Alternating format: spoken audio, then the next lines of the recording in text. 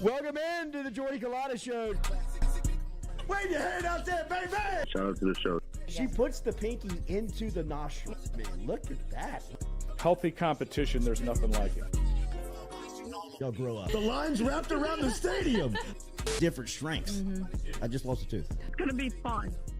You know, we might have a story. I love what you're doing. Ogeron wants to take us fishing this afternoon. Sharif, you play for the bad boys of the SEC, man. We don't apologize to anybody. A lot of people are saying you're going to be wearing number 7. I don't really know. I want to.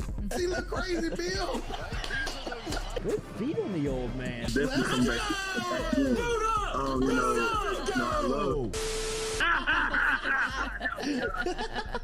We'll be right back with the Jordy Culotta Show.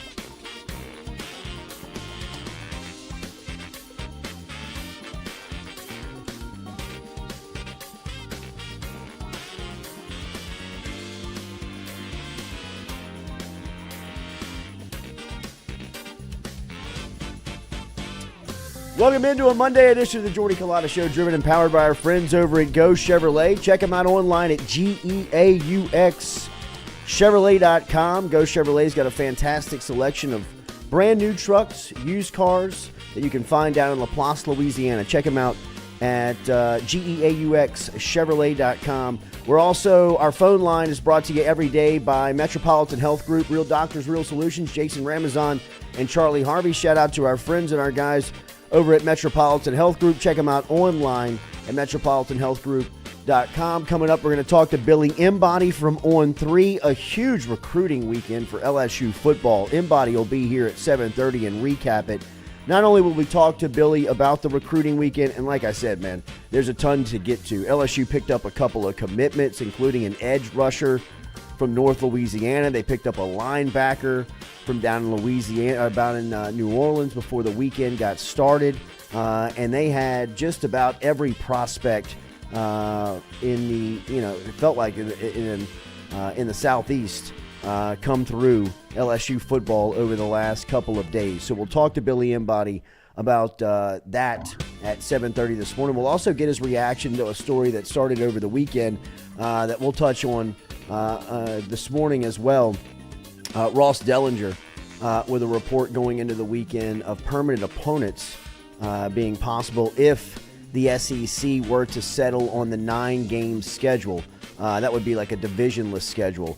Saban said last week as he kind of let the cat out of the bag with what Alabama's permanent opponents were going to look like with LSU, Tennessee, and Auburn, really started to open up some eyes in LSU's permanent opponents, Alabama, Ole Miss, and Texas A&M, according to Ross Dellinger. NOLA.com and The Advocate was able to pretty much confirm that if that was going, if the SEC does in fact go to a 9-game schedule, that this would be the 3 permanent opponents for LSU. The new format is expected to be approved in the spring meetings, which is coming up later this in a couple of weeks, and they would take effect when Texas and Oklahoma join the league in 2024. So it would include 3 permanent opponents and then 6 rotating opponents each season to make up the 9-game schedule. Alabama, Ole Miss, and Texas A&M, of course, would be LSU's, according to Ross Dellinger, and then confirmed by NOLA.com. This is not that surprising, I guess, and we'll touch more on it as we move along here. Some rule changes was requested, was put up for vote as well by college football that we'll touch on before we get out of here. LSU baseball over the weekend, steamrolling as the Tigers yesterday picked up 13 runs as they blanked Central Connecticut yesterday inside the box. It was LSU's 10th win of the season as they moved to 10-1 on the weekend. LSU had 4 home runs on Saturday. Paul Skeens on Friday sat down 13, which was a career high from him. Got our first look at Gavin Guidry out of Lake Charles, the Barb product, who came in as a position player but got his first appearance on the mound. And, another weapon in Guidry, the freshman, as he struck out 4 in just an inning's work on Friday night. So LSU will close out the 4-game set this afternoon inside the box with a 6:30 first pitch versus Butler, as LSU is looking hot right now. And we'll talk some more baseball before we get out of here as well. LSU women with a heartbreaker over the weekend. Tigers looked in control for the majority of the game as they were up 40-26 at halftime.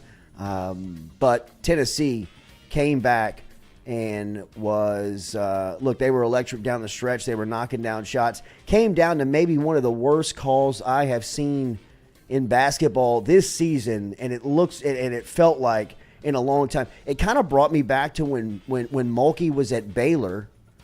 If you remember, the tournament game was at the Final Four of the Elite Eight, where UConn and Baylor were in a game, and if you remember, like, LeBron James was on Twitter. Oh, yeah, I do remember this. Like, commenting, like, that's the worst call I've seen. Was it like a foul call? I think it was a block charge call maybe at the end. And it was definitely it went against Mulkey and Baylor. They should have gotten it.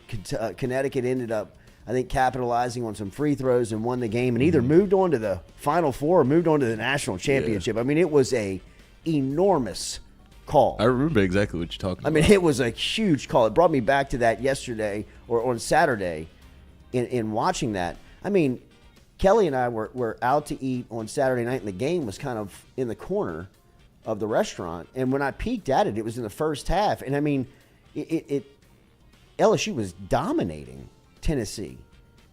And by the time we had gotten home and was just kind of on Twitter, I mean, I thought I was reading it wrong that the game was getting close, and then turned it on and saw the foul call on Angel Reese. And look, for LSU's point, it should have never came down to this. But, I mean, to call an offensive foul when the defender is moving towards the baseline and, like, obviously moving her feet. And it looked like she wanted to call her for, like, the wraparound, which was just with that much time remaining in the fourth quarter with the SEC title game on the line, and you make that call was just, it was, I'm looking at it. That's not a charge at all. A charge? Like, I don't even know what that is. That's just I a guess clean she bucket. tried to. I think she was trying to call like her arm hooked. Yeah. Because that's the only thing that she could call. I mean, the entire arena. It's the worst call I've seen this season by far. I mean, Angel Reese was driving, head down, momentum to the basket. Defender was sliding towards the baseline. Typical block call. I mean, that is a block 10 out of 10 times. And for whatever reason, the referee calls offensive foul. LSU knocked out of the SEC tournament. South Carolina went on to beat Tennessee a day later, 74-58. The Gamecocks now 32-0. And the women's Division I basketball March Madness bracket will be revealed this Sunday at 7 o'clock. So, yeah, LSU undoubtedly going to be a top seed and will host games in Baton Rouge, but a brutal way to lose in the tournament on a just pathetic call by the official. And then LSU men's basketball over the weekend fell in its regular season finale, 79-67, as the Tigers now 13-18 overall, 2-16 in SEC play. They'll head to Nashville next week, or this week, where they'll play in the SEC tournament. They'll face Georgia on Wednesday night. Tip off at 8:30. This will be the late cap on the SEC network, and I mean, without trying to sound, insensitive and just over it. I mean, this season can't end fast enough for LSU men's basketball. Goodness. I mean, Saturday was brutal. That was brutal. I mean, for anybody that watched it, it's a tough watch. But we'll start at the NFL Combine. We'll get to some recruiting coming up here with Billy Embody in about 20 minutes. And looking forward to talking to Billy about Ahmad Bro, the defensive end out of Ruston, and Kalaj Cobbins, the linebacker out of Destrehan, who are the two newest commits to the class of 2024 for LSU football.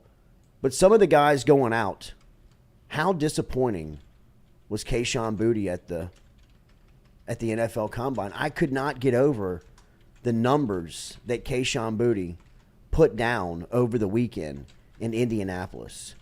Not only did Kayshon, without question, lose out on first, second, third round draft pick type status and money, he may have moved himself to the back end of the draft and raised a ton of red flags. His numbers over the weekend were astoundingly bad.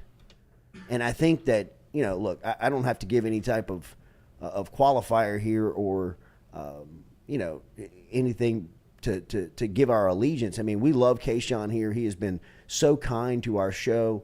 Right when we got started, he was a guy that we really had a relationship with and signed kind of a little miniature NIL deal with, and he was coming in every Sunday and was awesome for us. And you knew during that time the reason why, when we talked as a staff, when we were putting the kind of thought behind, hey, we got to get this show off the ground. What can get it going? Getting some name recognition behind it, getting some guys behind it. Let's go get Kayshon Boutte and BJ Ojulari. And that was what we did last year, and we're able to get some, good information and access. And those guys were great to us and still fantastic to us. And that's why I was just really, I was heartbroken to see Kayshon's numbers. I mean, someone who at certain points of his college career was arguably the best offensive player in the sport. I mean, he was definitely the best freshman offensive player his freshman season, without question, for the last 6 games of the season, right? I mean, if you go back and turn on the film, he became a true threat his freshman year at the back half, where if you weren't accounting for him, he'd set the school record like he did against Ole Miss. I mean, he was unguardable. And then it carried over to his sophomore season, where if you were out in Pasadena, if you remember that game, the stretch in which he got going, I mean, there was a feeling there that he could score every time he touched it. I mean, I think he was scoring like 1 out of every 8 times he caught the ball for a certain point of his sophomore season. It was silly. I mean, it was video game numbers. It was without question that this guy is going to be a high round draft pick and a Sunday producer immediately. I mean, on the heels of Justin Jefferson and Jamar Chase, this guy was, I mean, in the same class, it felt like, or at least on his way to be there. I mean, he felt like a bona fide Biletnikoff contender going into his junior year. He was a unanimous preseason All-American on all of the lists, and he was a Biletnikoff watch list guy going in. He was also one of the top wide receivers in college football. Now, 2 lower body, foot, ankle surgeries later, right, which is different for a guy that counts on his bounce, counts on his spring, counts on his speed, is going to be a setback. But I don't think anybody anticipated the type of setback he had in his junior year, where it was evident from the start that it was going to be a struggle. And I thought he really kind of did himself a lot of good by turning into a leader on that team, or at least a public leader. I don't think that you can manufacture what Kayshawn did in the locker room and from a leadership standpoint this past season. Even though he was a quiet guy for the first couple of years he was on campus, he still had to have those traits and characteristics that he had coming through in his junior year, because it looked so natural for him. It looked so easy to be a leader, a guy that stood up in the locker room in Gainesville, a guy that would lead, kind of down to the student section and keeping the crowd involved. And, when teammates needed some inspiration or some pick-me-up, Kayshawn was seemingly right there at the right time. I mean, a guy that was kind of helping himself as far of, you knew he had the physical attributes, but you wondered if he had the leadership qualities and the buy-in and the engagement and was a good teammate. And I thought he showed that. That's why going into last week, I think we talked about it, Kayshawn had the biggest to gain. He also had the biggest to lose, right? Because I think the last thing that you saw on Kayshawn of him taking a crossing route against the national champs and going 53 yards in the SEC title game made a lot of people say, well, hold on now. If he's got the leadership quality and he still has this, he can still do this. Well, maybe he's back into the conversation of a potential first-round pick, of not only a first-round pick, a high first-round pick. If he can physically move like that and he's bought in. And then he showed up in Indianapolis and he went bankrupt. He lost so much money over the past couple of days that it's probably tough to even quantify. I can't believe what I'm looking at when I see his numbers, really. In the 40-yard dash, he ran times of 4.67 and 4.5. He also finished second to last in wide receivers in the broad jump, which was 9 feet. When is a wide receiver ever going to use a broad jump in a football game? Never. But what they're judging and what they're looking for right there is explosion, is some type of physical burst of getting, out off of the break, getting off the line of scrimmage, making a guy miss and being able to explode and get up the field. He finished 39th among all wideouts in the combine in 10-yard splits and dead last in the vertical leap. He jumped 29 inches. Stewie and I were talking, and no shit. I jumped 34 my junior year, which 33. Was kind of like at the high end of our class, but by no means the best on the team. No. You know what I mean? Like they had guys that were jumping higher than that. They had, 29 inches, Coach? 29 inches. I can't believe that. Like there's no way that he was jumping 29 inches last weekend, right? Like, the weekend before the combine, somebody had to test him on the vertical leap if they were going to allow him to go to the biggest job interview of his life and sign up for that. Like, for example, Jaquelin Roy went to the combine and he only participated in drills that it looked as if he was going to feel comfortable being involved in. Like Jaquelin Roy, all he did is he entered into the 3-cone drill, the 20-yard shuttle, and the bench press. And he came out and had a really good weekend. Pretty good weekend. Bench press 225 30 times. Whoever was telling Kayshawn, these are the drills that you need to sign up for, and this is what you need to go take part in the biggest job interview in your life, should have been fired on Friday. Yeah. Seriously, I'm not playing around. Whoever gave him the advice, because there's no way that he just jumped 29 inches for the first time over the weekend. He had to be at some testing facility going through these measurables, and somebody had to say, yo, if he's jumping 29, do not allow him to take part in the vertical leap test next week in Indianapolis.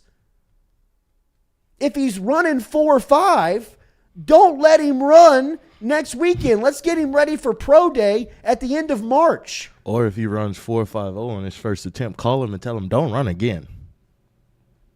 If he's going to jump 9-10 in the broad jump, and off of past numbers that's not going to be good, pull the plug on him going into those drills. I'm not making excuses for Kayshawn. The fact that those are his numbers are inexcusable.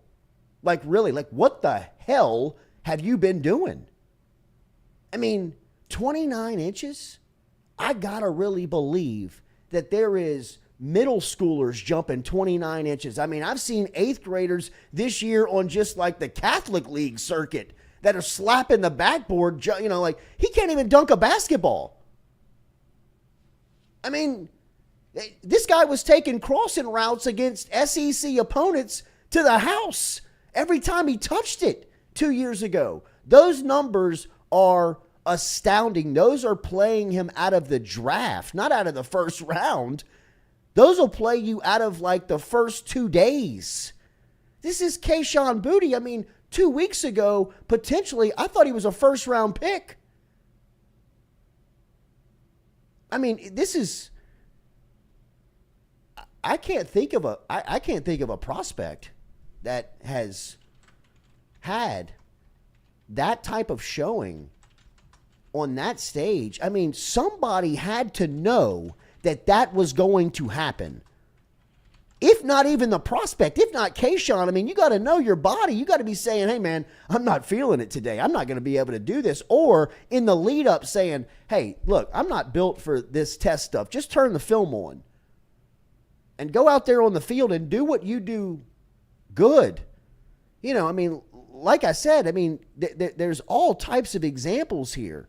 B.J. Ojulari had a really good combine. He didn't run. He didn't lift. He just jumped because he knew physically, I'm a freak. And this is the stuff you want to see, and I'm good at this stuff. He jumped 32.5 and he jumped 10.6 in the broad. 32.5 was 6th overall best at his position. Rush defensive end. Think how many athletes showed up at Indianapolis over the last couple of days that were defensive ends that looked athletic. The 6th best vertical leap out of all of them was B.J. Ojulari, and he knew he was going to shine there. He knew he was going to be good. Whoever told Kayshawn, yo, man, yeah, go up there and run and jump, and didn't have him tested and didn't have him confident that he was going to be able to pull that off, should have been fired already. And Kayshawn better have the best month of his life over the next 3.5 weeks. LSU's Pro Day just became his Super Bowl. Yeah. I mean, Jordan Addison, the other guy from USC, ran 4.55. Coach, that's fine. But his tapes, not like nobody's gonna slaughter all of the records. Look, and I was listening to Dominic Foxworth, who was a guy out of Maryland who's up at ESPN, covers the NFL. He was on an ESPN Daily podcast talking about his his combine. He ran 4.39 at his combine, jumped like 44 inches. He had gotten himself prepared for the combine. He's like, look, it's not always there's guys that are slow that are not going to test well, but that people are just going to judge the film and they're going to draft you off of that. And if you turn on Keyshawn's film, it's inarguable. Good. I mean, there's one season that outlies two, and there's still plays that you can cherry pick out of that third year that you can say, okay, he still has it. He can still play. He can still play. But the most alarming part for me when I was watching this was who allowed him to sign up for this? I mean, at this level, there is so many layers of people making decisions for people like Kayshon Boutte that this should never even touch his brain. Of like, what drills do you want to partake in the NFL Combine?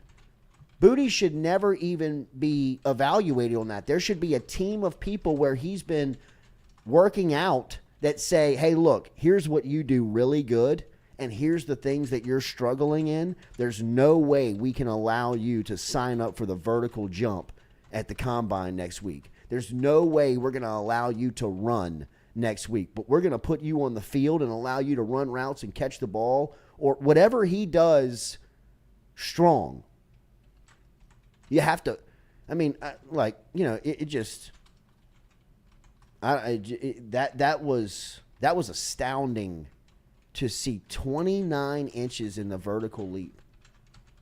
I'm telling you, there's eighth graders all over the city jumping over 29 inches. I mean, that is astounding that is the numbers that Kayshon put down at the NFL Combine, both from his standpoint of that's where he is physically going into this process, and whoever his team of people is around him allowed him to get on that stage and fail at such a obvious level. I mean, there's no way that was the first time that people were like, oh, wait, he jumped 29 inches? Like, yeah, you dumbass. He was jumping 29 4 days ago. What is he doing here? Why are you letting him do this? Why is he running? I mean, like, what made it worse was, like, somebody asked him before, like, what do you expect to run? He said 4.3. So that probably tells you that he probably ran before and ran a 4.3. And then he got to the Combine. I guess it was just. Which could be explained. If that's the fact, you clocked 4.3 in Arizona, Florida, wherever you're working out, Dallas, and you got to the big stage and you folded a little bit, that's fine. You better run 4.3 at LSU then. Yeah. You better run 4.3 at that pro day. And you better jump over a 30. And you better jump over 35, man. Like, you need to look at the numbers or just stay away from it. But I mean, the damage is done in some departments. I mean, that broad jump in the vertical leap, he's not going to be able to overcome that if he can't perform higher than that. All right, let's talk some recruiting with Billy Embody. We'll get some combine feedback from Embody as well, some spring football stories as LSU starts spring this week. Looking forward to that, getting back out there and covering the Tigers and see what they look like after a couple of weeks off here. But next we'll get to recruiting with Embody. It was a huge weekend with Junior Day as LSU and Brian Kelly hosted everybody who seemingly was anybody in recruiting over the last couple of days. We'll talk all the names. If you have specific names, jump inside of the chat. We'll talk about it with Billy coming up here about certain prospects, anybody you want to talk about, focus in on. We'll also talk about Dellinger's report going into the weekend as Delly had it, and he was laying out the 3 permanent opponents for LSU or the rest of the SEC if the Southeastern Conference does, in fact, go to the 9-game schedule, which will be voted upon this spring at the meetings over in Destin. But Dellinger had it and said LSU's permanent opponents would feature Ole Miss, Texas A&M, and Alabama. We'll put it up on our Southern Eye Center poll question of the hour. What's your thoughts on the 3 permanent opponents for LSU? Ole Miss, Texas A&M, and, of course, Alabama. Remember, Southern Eye Centers, excellence in eye care. You can check them out at southerneyecenters.com. As always, look, with the sun coming back out, St. Patrick's Day coming up in a couple of weekends, if you're looking for a great selection in sunglasses, go check out our friends over at Southern Eye Centers. Southern Eye Centers located on Jefferson Highway. You can check them out. If you use the promo code Jordy, you'll save 20% on sunglasses over there at Southern Eye Centers. Great selection in sunglasses, southerneyecenters.com. We'll be back with Billy Embody talking recruiting here on the Jordy Culotta Show, driven and powered by Go Chevrolet.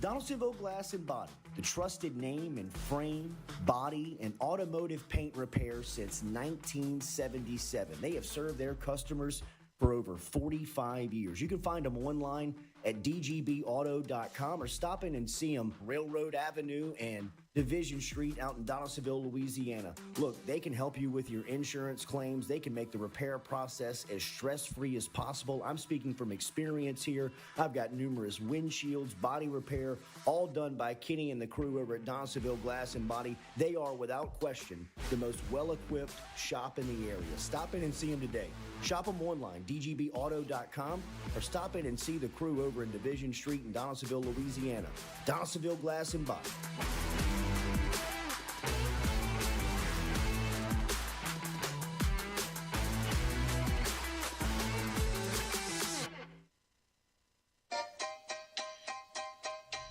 Hey fellas, it's Jordy Culotta for my friends over at Men's Total Health. Guys, do you suffer from fatigue, decreased libido, erectile dysfunction, weight gain or loss of muscle mass, signs of depression, anxiety, hair loss, mental fog, general loss of interest? Then you might be suffering from low testosterone. Go see my friend Mike Roach and his great team over at Men's Total Health, over in Metairie at menstotalhealth.net online.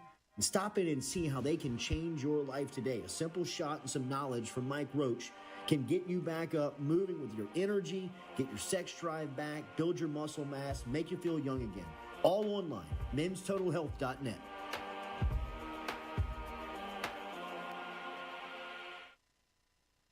Red Stick Sports, a local staple in Baton Rouge to all sports fans, was founded back in 1981 and has remained a family business for over 40 years. Today, they still have the great selection on the floor, but they're also a leader in custom apparel for businesses, sports teams, and other groups. Take it from us, everybody over here at FM Digital Media. They help us out with all of our apparel. Let them help you out today. Go ask for Cody over at Red Stick Sports. Check him out online at redsticksports.biz.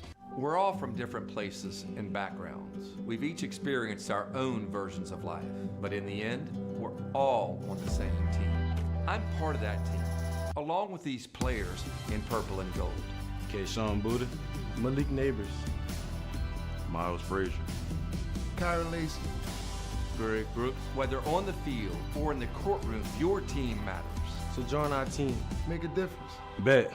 Let's get it done. The Jordy Culotta Show is brought to you by A-Bears Lawn Maintenance. Commercial or residential, A-Bears Lawn Maintenance is ready to work. A-Bears can tackle all your homeowners association requirements. Call Blake at 225-485-8022. A-Bears Lawn Maintenance.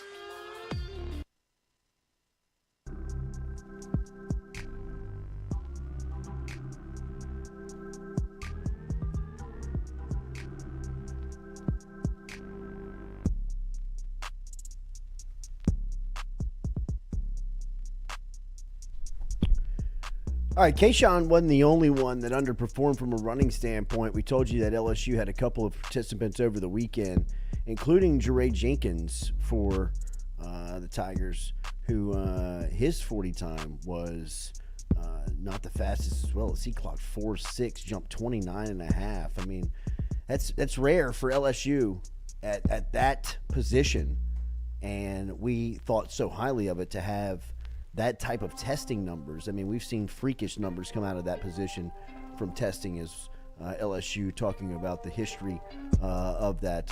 It was an enormous weekend for recruiting, and by now you know that you got to be getting your recruiting information from our friends over at On3. Shay was here in recruiting season hosting a podcast, and one of our favorites, Billy Embody, is over there covering it. After a big junior day that LSU was really flexing. In fact, they picked up a couple of commitments, and we'll talk all about it here with Billy as he joins us on this Monday morning. Bill, good morning. How are you? Good morning, guys. How are you? Doing good. All right, let's start with the commitments as it got going even before the weekend started, and Kalaj Cobbins out of Destrehan committed to LSU in that defensive side of the ball. What did LSU pick up there? Yeah, somebody with versatility. I mean, when Kalaj burst onto the scene, he was more of an edge guy coming off the edge, rushing the passer. But now he's shown a little bit of everything. And it looks like with his frame, he's going to be a more traditional linebacker who can kind of come off the ball off that edge position. I'm not comparing his talent to Harold Perkins. He's one of the best athletes to really come through the linebacker position in recent recruiting history. But Kalaj has that versatility, and that's the type of way he can be used by LSU, which makes him intriguing and an interesting evaluation, too. With his frame, he's going to have to pack on weight to play linebacker, but he was very, very productive, playing for Destrehan and plays a very solid level of competition, of course. And, he's been a household name for years, and LSU did a great job here. I got to commend them because he was going to visit Michigan. He was going to go visit Texas. He's been to a few different places already, and it was starting to shape up like maybe it would be a battle. Like everybody felt good about him going to LSU and LSU being the leader, but nothing is, a given in recruiting. I mean, we kind of saw that with Juwan Johnson last month, but, with Kalaj, he decided to go ahead and jump on board. He said, there's no better time for me to do it and start recruiting for my class. And then over the weekend during Junior Day, Ahmad Bro, who was once committed to Duke, decommits and pledges to House and the Tigers. What did LSU pick up with this in-state pledge? Yeah, this is a good one. I really like Ahmad Bro. He's got some frame potential to move kind of inside on passing downs and be kind of a threat in that regard. But he's out of Ruston, so again, competition level is there. He's got that size at about 6'4", 230. He's maybe not necessarily your pure off the edge kind of sprint after the quarterback. Just go jack linebacker. He's more of a defensive end who could play that Ali Gay, that Savion Jones type spot from what we've gathered.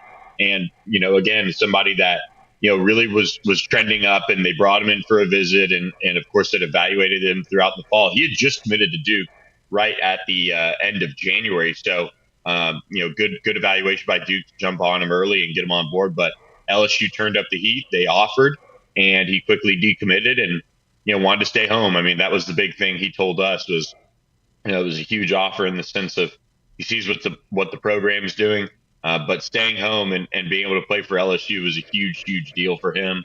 And Ahmad Bro has a great motor. That's what stands out to him on tape.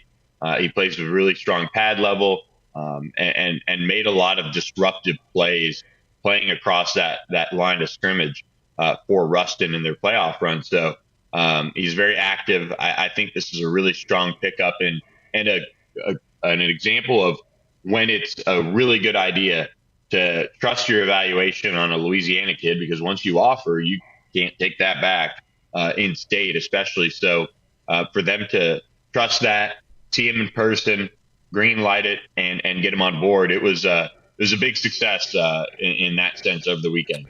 All right, where do we start here with this junior day? Because everybody was here, right? I mean, Bryce Underwood, who is a quarterback who's at top of people's list, some of the top offensive linemen in the country stopped by. I mean, there's so many names. Where would you begin to recap the last couple of days in Baton Rouge?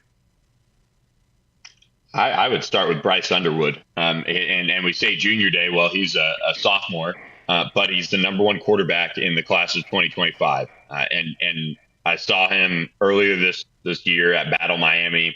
He's got a really, really strong arm, really good arm talent. And he's going to be somebody that when we come out with our rankings is going to be right up there near the top. And so we're going to kind of fall in line with the On3 industry ranking in that sense. He's so highly thought of. Michigan, Ohio State, Michigan State. He's going to visit Clemson, Florida State, Texas A&M.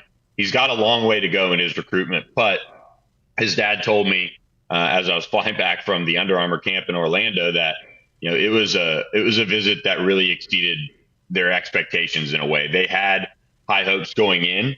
This is a visit that Bryce wanted to make since he was in 7th grade, and so they made it a priority to get it on the books and lead off this recruiting period with an LSU visit. They're going to check out some other schools for spring practice and things like that. But what they did get to do was sit in on meetings with Joe Sloan and the other quarterbacks, get to spend a lot of time on Friday, especially with the coaching staff kind of before the craziness of the junior day began on Saturday. And they just really had a great time. I mean, and his dad, who's a coach as well, raved about Joe Sloan and the job he's doing recruiting him. So it's early, but I got to start there because of how highly touted and really impressive of a prospect Bryce Underwood is. And so now LSU has thrust themselves kind of into the mix. It's early, but wouldn't shock me if they got back for another visit at some point and take in a game before they jump into decision-making time, I would say, next year. I don't know when exactly they want to make a decision, but quarterbacks commit earlier and earlier each year, it seems like. And if they do that, then, getting back on campus for a game would be a big priority, I would think. They also hosted last week the nation's #1 offensive lineman in Casey Poe out of Texas. What'd you hear about that visit? Yeah, Casey really liked it. And he's somebody that really values the structure and alignment that Brian Kelly's trying to put together. That's the big thing with him, and he really had a great time. Him and his family were in town for it, and I think this visit really set up LSU to be in the mix for him. He's got some other programs that are right in it, but he absolutely plans on being back for another visit, which is also a good sign of genuine interest. Is they can. I talked with one of LSU's new offers last week, and he has 17 visits in March and April combined. Now, that's all well and good, but you got to come back. And for Casey Poe to say, I am coming back, I'm going to be back, I don't know when yet, but I will be, and I have no reason to doubt him on that, that's big. He's going to visit Clemson, Georgia Tech, Auburn this weekend, Oklahoma, LSU, Bama, TCU, Texas Tech, Baylor. The list kind of goes on of schools that are really, really pushing for him. And, seeing pictures come out of him on campus, he's bigger than I thought. So he's somebody we love from an athleticism standpoint. He's got a lot of things going for him in that regard, as well as measurables. So he's the #1 interior offensive lineman in the country. And Brad Davis did a really good job getting his top guys on campus this weekend. And once again, he's starting to get some momentum. So we'll see kind of what happens. They've got Kyrie Lee already committed, who was back on campus out of John Ehret. Who's kind of an intriguing interior guy, but he's also swinging for some pretty big names. I'll mention as well, Caleb Holmes out of Creekside High School in Georgia was on campus for a visit, and just some things I picked up when I was down in Orlando is that LSU is a major player for him. There's a lot of people that have their eye on the Tigers in that one. So once again, he got on campus. His first visit right after the dead period was to LSU, and Brad Davis signed DJ Chester and Paul Mabenga out of Georgia last year. So maybe he's starting to pick up a little bit of steam, recruiting some of the top guys out of Georgia. So really, really big weekend for Brad Davis. He also had Blake Frazier, one of the best offensive linemen in the country, on campus for the weekend. So when it comes to recruiting and getting your guys on campus, I think Brad Davis did a really, really strong job this weekend. Yeah, another name to watch, defensive line, Terrence Hibbler is a name that's popping here amongst SEC schools that are standing out. It looks like LSU made a good impression this past weekend. Yeah, and Jamar Cain had a really good weekend. He had a nice group that came on campus. He had two top 100 guys in Justin Green and Cameron Beavers. One's a defensive end, maybe a defensive tackle. One's a pure defensive tackle in Cameron Beavers, which we know LSU needs this cycle. And then he had Terrence Hibbler, who's picking up recruiting steam. Alabama, Ole Miss, Mississippi State, and others are after him. And he really enjoyed himself. He really liked his visit. He's got Florida, I think, this weekend coming up, and he'll take a couple other visits this spring. But he's somebody LSU's put themselves in a good position for. They also had Caleb Moore, who's a really quiet individual, but really enjoyed his time at LSU. Another guy out of the state of Mississippi who can grow into a defensive tackle. So they needed to have a strong group on the defensive line come into town, and they pick up a commitment in Ahmad Bro. They get somebody who could play a little jack linebacker and Kalaj Cobbins from time to time. And they also had a ton of defensive tackles on campus. So a really strong weekend in the trenches for LSU. Mason Lunsford was a tackle out of Maryland that was entered the transfer portal that was on an official this weekend in Baton Rouge. Any feedback from his trip down south? Yeah, he and I have talked here and there coming off the visit. He really enjoyed himself. He's still planning to go to Arkansas from what I gathered this weekend. So he's going through his process, as do a lot of these transfers as far as, taking their visits. A lot of them either just didn't get the right feel the first time around when it came to recruiting. So they do want to take all those visits, and they're kind of different in that regard. But LSU did a really nice job on his visit as well. I mean, Brad Davis, it was all hands on deck for him this weekend to have, a grad transfer as well as, multiple high-end prospects from the high school ranks on campus. So LSU's in position for Mason Lunsford, and they're going to have to battle the Razorbacks. I know that was a team that when he added that offer right away, a lot of people were kind of watching that one and kind of seeing, if that might be the pick for him. How about the state's top prospects? You mentioned Jawan Johnson a couple of minutes ago, and he's headed to Oregon, I believe, right? And then Colorado. Colorado, I'm sorry. But what about like Tylen Singleton, Tradez Green, Dominic McKinley? Were those guys present this weekend? And what's the relationship like with LSU and the top guys? Yeah, Tylen Singleton was at TCU, and that's a school that's recruited him really well. They've recruited North Louisiana really well through the years, both with Gary Patterson and now Sonny Dykes. So they're doing a good job getting in there with him. I think LSU is still a team that's in strong position. I think Texas A&M is going to make a run on him. They're really high on him. I know they're putting in a lot of work there, and as is LSU and multiple other schools. But he did go to TCU this weekend. He's supposed to come to LSU April 1st. One thing I'll say about this weekend in general is there were some prospects they had to get on campus to keep some momentum with and keep pushing and get them on campus for their first visits. And then there are others that they want to make sure they're coming back for spring practice. And LSU obviously didn't start spring practice this weekend. So the goal is to get them back for practices. And if that means, an in-state kid like a Tylen Singleton, obviously they're, I think, not necessarily okay with, but they're okay with him going somewhere else this first weekend. If that means he's coming back and seeing practice, seeing them prepare and work under the staff, that's important. I don't think Tradez Green was there this weekend. He's very, very quiet. Not sure where he was exactly. He might be playing basketball. He might be doing 7-on-7. He's got a pretty busy schedule. And then Dominic McKinley was at Alabama. He did check out LSU, Oklahoma, and Texas right before the dead period started last month. So it's not too surprising that he went and checked out one of his other new offers. I think he'll make some other visits very, very early for him. I think he's going to be back on campus this weekend at LSU, but we'll have to see on that. But he is somebody that is brand new to all this attention. I mean, he has blown up in a big way. So I expect him to take some visits and pop back up to campus for a spring practice at some point. Real quick before I want to talk to you about basketball before I get you out of here, but a couple of underclassmen as well. Keelan Moses on campus for a short amount of time. What was the impact that the underclassmen made? I know we talked a little bit about Underwood. Yeah, Keelan Moses, again, a good example of LSU getting a lot of momentum early, just like they did with Bryce Underwood. But this is a guy right in your backyard, and his recruitment sounds like it's going to go very different than his brothers, just from how they handle it and all those things. He just wanted to get back to LSU, and he stopped by for a quick minute before he had to go to 7-on-7.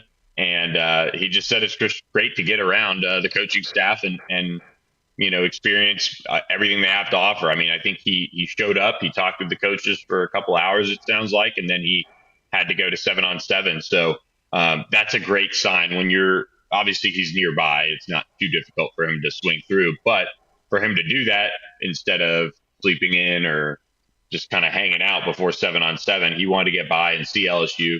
I think he's going to take some other visits this spring, but he's one that has been consistently visiting LSU all the time. Multiple games, stops by for practice here and there when he's available. I think he's somebody that if you're circling, top 20, 25 guys for LSU to get, he's one of them, and they're in very good position to get him as well. Billy, any prospects for basketball? Anything? I mean, the offseason will be here pretty quick for LSU. Where does recruiting trend for the program? Yeah, I think the transfer portal is going to be big, and that makes a lot of sense, right? I mean, they've got to address this roster and upgrade it in a big way to have a chance of being successful. Yeah. That's the reality of it. They've got to upgrade it immediately, and that's going to be the big thing that they're going to be pushing for. I do know that Ole Miss point guard signing Josh Hubbard, the 4-star point guard, did get out of his national letter of intent. I think he's somebody that you can see LSU kick the tires on and kind of get involved there. Obviously, Ronnie Hamilton, assistant at LSU, was at Ole Miss and was a part of recruiting him. So we'll see if Josh Hubbard gives LSU a look. He could be somebody that ends up staying in state anyway. That was something I heard in his recruitment, that he was going to be tough to pull out of Mississippi anyway. And but now LSU can kind of at least talk to him and see where his head's at and say, look, we need you. We need somebody like you to come in. He's very, very highly thought of. And, it wouldn't shock me if LSU kicked the tires there. But for the most part, I think we're going to see them go portal heavy in a big way. What was your reaction to see Kayshawn's numbers at the Combine? Disappointing. I mean, just knowing, the type of prospect he was coming out of high school and just, freaky and reminded me of Jamar Chase in many ways on, just his athleticism and ability to make points and coming out of high school. And that obviously hurt him. Clearly I think things aren't on the right track with him from a preparation standpoint. And, maybe he needs to be shut down and given a chance to recover some more or something. But that was really, really disappointing. I mean, I don't even know if the 40 was as disappointing as the vertical jump. I mean, that was just shocking to me. So I hope he figures it out and finds a way to get drafted at least and get some money and then kind of address his overall preparation and everything. That was really tough to see. I know you have to go. Do you have time for one more question? Yeah. The permanent 3 that Dellinger reported on going into the weekend. LSU was reported Alabama, Ole Miss, and Texas A&M. Any surprise there from you? I wouldn't even know what the other options would have necessarily been. I mean, we could obviously talk about, maybe in Arkansas with the trophy involved or, that would have been nice to kind of swap that, I think, with Ole Miss. But I kind of like, the Ole Miss being in there. Texas A&M is one that it's just gotten so nasty. I think you've got to have it in there. Yeah. And then Alabama, that makes a lot of sense in a lot of ways. So I don't have a problem with it. I think those are a great permanent 3. But Arkansas would probably be the one that I would have said, okay, maybe swap that one for Ole Miss. Billy, have a great day. Thank you for the time this week, this Monday after a busy recruiting weekend. Anytime. Thanks a lot, Jordy. I appreciate it. You got it. There he is. Check out Billy Embody online at on3.com, covering recruiting as the Carpool Queen just walked in. We'll reset and be right back for more of the Jordy Culotta Show, driven and powered by Go Chevrolet.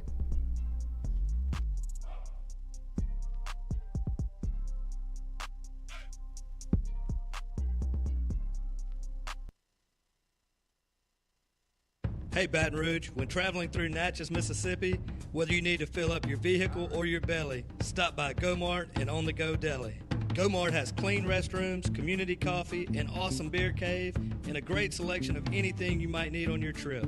So stop by Go-Mart at 4 Sergeant Prentice Drive as you're entering Natchez on the left, and visit Tom and Wright Granning and their awesome team at Go-Mart. In a wreck, Gordon McKernan Injury Attorneys is ready to go to work for you. Come meet your team. I'm your intake specialist. I coordinate your case and connect you with your attorney and paralegal. That's us, your legal team. Thanks. And we'll fight to get you every dollar you deserve. I'm your settlements and disbursement manager, and I'm here to get you paid on time. I'm attorney Gordon McKernan. Put our team to work today. Just call us. Get it done. Are you looking for sound financial advice? Then get in touch with Daniel Newman of Edward Jones. You can call him today at 225-261-8262 or email him daniel.newman@edwardjones.com. If you're planning for retirement, saving for college for children or grandchildren, or just looking for sound investment opportunities, get in touch with Daniel today, 225-261-8262, located on Magnolia Square Drive in Central. Daniel Newman of Edward Jones.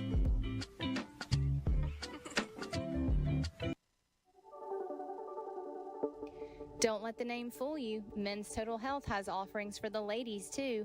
Guys, is your wife or partner suffering from urinary incontinence, low sexual desire, or pain during sex? Then the O-Shot might be for her. Don't let it scare you. It's totally natural. It's PRP. And Mike Roach and the crew at Men's Total Health will make you as comfortable as you can be. Contact me for more information, Katie@JordyCulottaShow.com, and I'm happy to tell you everything that Men's Total Health has to offer for the ladies.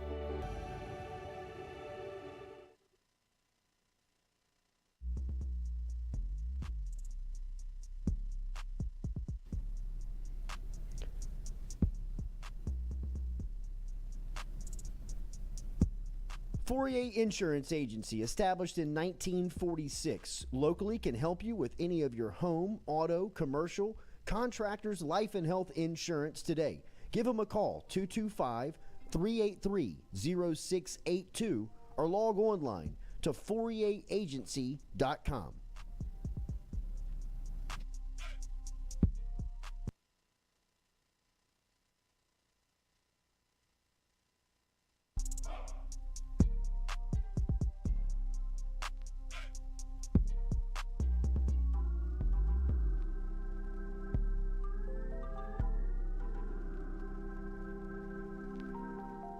Welcome back here to the Jordy Culotta Show, driven and powered by Go Chevrolet. Hour 2 brought to you by our friends over at RMB Builders. Rhett Bourgeois, the crew over at RMB, easily can be found on Instagram, great social media. RMB's got a lot of projects going on, including the Carpool Queens, who is here. Good morning. How are you? I never considered myself like an actor, but the way... Actress. No, I think it's just actor. All right, it's just actor. Hey, I don't think we genderize it. Hey, look, some people do. But so, like, just the fact of like what we do on breaks and what we talk, and we'll like fight or argue or and then like we come back and we're like, "Good morning."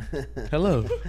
I'm so happy to be here. No, we can bring that to the air. Yeah, I mean that's fine. Oh no, I'm not saying that. I'm just saying it's just funny how we go. It's like we snap and then we're like done with everything we turn it off. How was the weekend? It was good. It was busy, fun, good. Lots of parties and sports and all the things. So we talked about the Episcopal State outcome. No ring? No, we didn't. No ring. Was that on Thursday? It was on Friday night. Oh, it was on Friday? So we didn't. You and I did, I'm sorry. but we did not. A lot of crying. We were lots of crying. We're state runner-ups, which I reminded everybody, like, that's huge. Like, we're It here. is. Yeah, I mean, the last two that standing. mom after the game. Oh, Somebody God. shut Sophie's mom up Yeah, about like, cool second place. Tell Allie Good to shut I was the just trying to fuck. make everybody feel better and be so positive. Yeah, Man, but like, maybe you could on tell- Sunday. Yeah, maybe on Sunday. Sophie's mom. Or maybe next week. You could tell they were crying in the locker room, and then when they finally came, when Sophie saw me and her dad, I mean, Lost it. I lost it. Yeah. I mean, just it was tough, and the seniors are tough. leaving, and you know the team, they love each other, and the coach sent me some screenshots from the group chat last night that's still going on. Just y'all are my family. I love you so. I mean, it's just like it's great. It's cool. But The ends to those runs are the worst. Ooh, Yeah, that was that's really the tough. worst That's right the there. worst. When you don't want it to end, I it's mean, just like LSU football 2011, mm. LSU basketball 2006. Make it to the Final Four and kind of lay an egg. It's just You know what I like, mean? It's damn. like, Yeah. man, all of that for this? I mean, I that 2011 team, all of that for this? For this. yeah, it's tough. You know, I mean, those are just kind of the instant emotions. But the further you get away from it, you look back Yeah. and they'll be. I mean, Yeah. high school is. I know. Yeah, but like it's also like one of those that time where it's like It is. you look back and it's like, God, we had so much fun. I bro. know. Oh no, that's what I'm saying. Like- Like, the further you get away from it, the more you're like, that was awesome. Yeah. That was Yeah, incredible. they have a great Could little they go team back next year? relationship. Yeah, they could. I mean, they're losing 3 seniors, Okay. so they could. Yeah. we'll be So back. now we're moving into track season and putting all this behind us. And What are we running in track? she does hurdles and I don't know, a couple other relays. Track's kind of the like best sport to me. Are you serious? I had the most fun in track. What? Yes. I guess like you mean the actual like meets, like yes, all the day meets kind of and stuff. just like I don't know. I just had the most fun in track. I Didn't mean, run it's track just till a junior lot year. of hurry up and wait. it it is a is. lot of that. It's But a I lot mean- of that. I mean, I was like- cool with hanging out. You know? Okay. I mean, if you're cool with that, Yeah. if you're Look, cool with just lounging. I'm making my way around, coach. I mean, to me, the basketball scene, because it's the quick. Yeah, I mean, I'm in and out. Yeah. yeah, I like that too. Yeah, track's a whole different mindset. The laying all day under the tent thing, dude, that's a commitment. It's And a we didn't lot. even have a tent. Oh God, what did you just bake out in the sun all day? Hide under the concession stand. Yeah. I mean, look, I have my ways. All right. Oh, Steve. all right. Under another tent. Yeah. Whose Pit- tent were you pitching under? tents. Yep. Go in the woods right there. Right. Come see. Hurdle on over here. All right, so LSU basketball is like I said, that was brutal for the women over the weekend. Yeah. Tigers were up 40-26 at halftime before Tennessee was on a massive comeback and was able to take a lead with 5 minutes left. LSU was able to get back within 1, but never able to overcome it as they fell 74. As they fell on Saturday before South Carolina beat Tennessee yesterday in the championship game. Their selection show will be this Sunday, as they will be on March 12th. That'll be the same as the men's, obviously, as that'll be alongside the men's and women's announcements for NCAA March Madness, and LSU men will not be. I was about to say, featured. what are they waiting for? Well, I'm talking about the women. Yeah. But the men are they're looking to end this season. I mean, when did they incorporate the rule that all 14 teams win? I thought the 2 bottom seeds. I was going to say, I thought they didn't make For the it. or SEC something. tournament? Yeah, I thought no, they didn't everyone make makes it to SEC You know, I tournament, know. right? When did that start happening? Because for a while there, I thought that the last 2 seeds were eliminated just Yeah. by look. You just better That's know. been a while right. ago, Turn your right? Stay stuff home. So will they even go to the NIT? No. LSU, Katie, they won't go to anything. Nothing. No. Stay home, Katie, please. Katie. Let's not. 2 conference wins is 2 conference wins. Yeah, let's I not mean, prolong this thing. So it's kind of sucky that they even have to go to the SEC tournament. That's what I'm right? saying. As Yes. the That's what I'm bottom. Yeah. I mean, I remember there was some outrage in 2016 when Ben Simmons and Johnny Jones and the crew quit on the season. Like after they the did? SEC tournament, there Yes. was an invitation of like the To the NIT, NIT? on the table because people wanted Simmons. yeah. And Joe Oliva and Johnny Jones turned it down, but I think they turned it down because on the plane ride home from the SEC tournament, Simmons and his family notified Jones we're done. Oh, We're okay. out. we're out. Yeah. Y'all can play in the NIT. We ain't playing. I've heard that he had his stuff packed when he got back. That game was on a Saturday, I believe. By Sunday, he was gone. Wow. I mean, like, it Man. was. I didn't know that. That's tough. The end of Ben Simmons was horrible. It was hard. It was as bad of a relationship with a program between a player that I can remember. And a school. Absolutely. Like, I had professors talking about Ben Simmons. Man, I mean, like, he was outwardly not going to class, like he was saying. Like, there's a documentary on Showtime about it that followed him that year. Really? In Baton Okay, Rouge. I gotta watch Absolutely. that. I didn't It's like know one that. and done? Yeah, I think it's one and done. Oh, wait, how many seasons did he play here? One. Just One one. And what year? But of I mean, that he of was school? only here. 2016. No, like, what was he in school? He was a freshman. So he was just a freshman. He played 1 year, and that was it. Yeah, I mean, he was the number one pick in the draft, but he was the number one prospect in basketball from the time he was a sophomore. Yeah. Like, people recognized him in Australia, and people were like, "This guy's gonna be the number one pick." You know what I mean? Like, I need to get him to America. So they put him at a prep school in Orlando. It's called Mount Verde Academy, and he won the national championship his junior and senior year. And to this day, all of his NBA accomplishments, all of his NBA data, his college season, the high school national championship, his senior season is the best game I've ever seen Ben Simmons play. Yes. Because in the last 4 minutes, he took the game over. Yeah. Like, they were down. They were about to get beat. And, he went number one player in the country. And you were like, okay. Yeah. If this is the dude, then, LSU's getting something. And when he got to LSU, it never clicked. It never fit. And now seeing the data, he didn't fit anywhere. Yeah. You know, he's on the bench in Brooklyn now. Why did he come to LSU?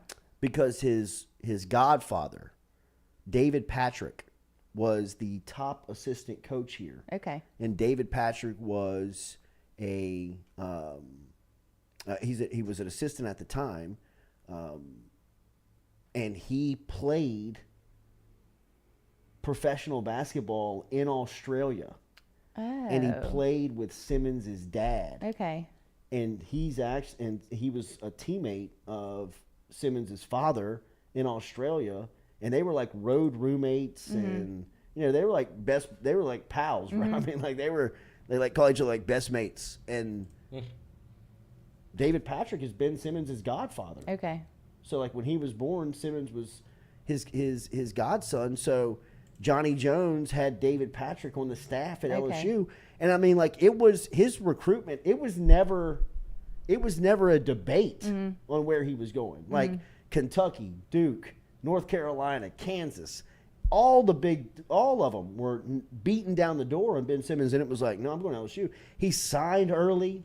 He signed the letter of intent early. Johnny Jones and David Patrick, they could get on the radio with us and they could talk about Ben Simmons. Yeah. For almost like a year, because he signed really early. And it was you were like, man, this is going to work out, right? And within the first couple of weeks, you could tell, you were like, this doesn't seem like it's gonna work. First, so he didn't play well when he was here? It just wasn't. Or he didn't have the support and the rest of the team? He didn't have what I'm telling you. The biggest part of the Ben Simmons story that people may or may not know, but a lot of people do not know this, is that Johnny Jones knew, and I will credit Johnny Jones for this. Johnny Jones knew, I can't coach this guy. Mm-hmm. He's not going to look at me and respect me, because in all reality, and this is no disrespect to Johnny Jones, realistically, Sure. Ben Simmons probably knows the game better than Johnny Jones. I'm just saying, that's the thing about Simmons, is that he knows, he really does understand the game. He's a very much from a mind standpoint, from a cognitive standpoint, he is so far advanced from he's at that point in his life. Maybe not now, playing along pros and stuff, but he could see the game and understood the game, and it was almost like it came to him very easy. Yeah. Like the passing and the dribbling. He can't shoot, but that's all I was asking. No offense either to Johnny Jones, but I'm like, he came to play for Johnny Jones? No, How did that go? but Johnny Jones knew. And I think behind the scenes, like Simmons, his family was like, what are we going to do about this? because we've got to find somebody that he's going to respect. And they hired John Treelor. And John Treelor at the time was he was a seasoned NBA assistant and administrator, and he was also the lead assistant on John Brady's 2006 LSU team. Okay. So he had LSU familiarity. He was like the coach that was credited with like making Tyrus Thomas an instant like flash in the pan superstar. He also worked with guys like Brandon Bass and turned him into a pro. Glenn Davis was very instrumental in these guys. And he also was a no-nonsense, like didn't take a lot of, but he wasn't like this hard ass that would like yell and scream. He just came with like this quiet respect because he knew the game. Like John Treelor is very confident in the knowledge he has in basketball. Yeah. And it doesn't matter if he's sitting across from Ben Simmons, LeBron James, John Brady, or Johnny Jones. He knows I can hold my own at this table. I mean, I'm confident. And they had John Treelor hired for 3 weeks at LSU, and the Atlanta Hawks came in. I want to say, man, that it was like the day or the week that they were like reporting. Like it was like time to start practice. Like they came and hired John Treelor. Really? The Atlanta Hawks did. And made him like the vice president of operations. Like Treelor was like, I can't turn this down. Yeah. Like I got to take this. You know what I mean? And Johnny Jones was like, oh shit. Yeah, I bet. And so he was like, what am I going to do?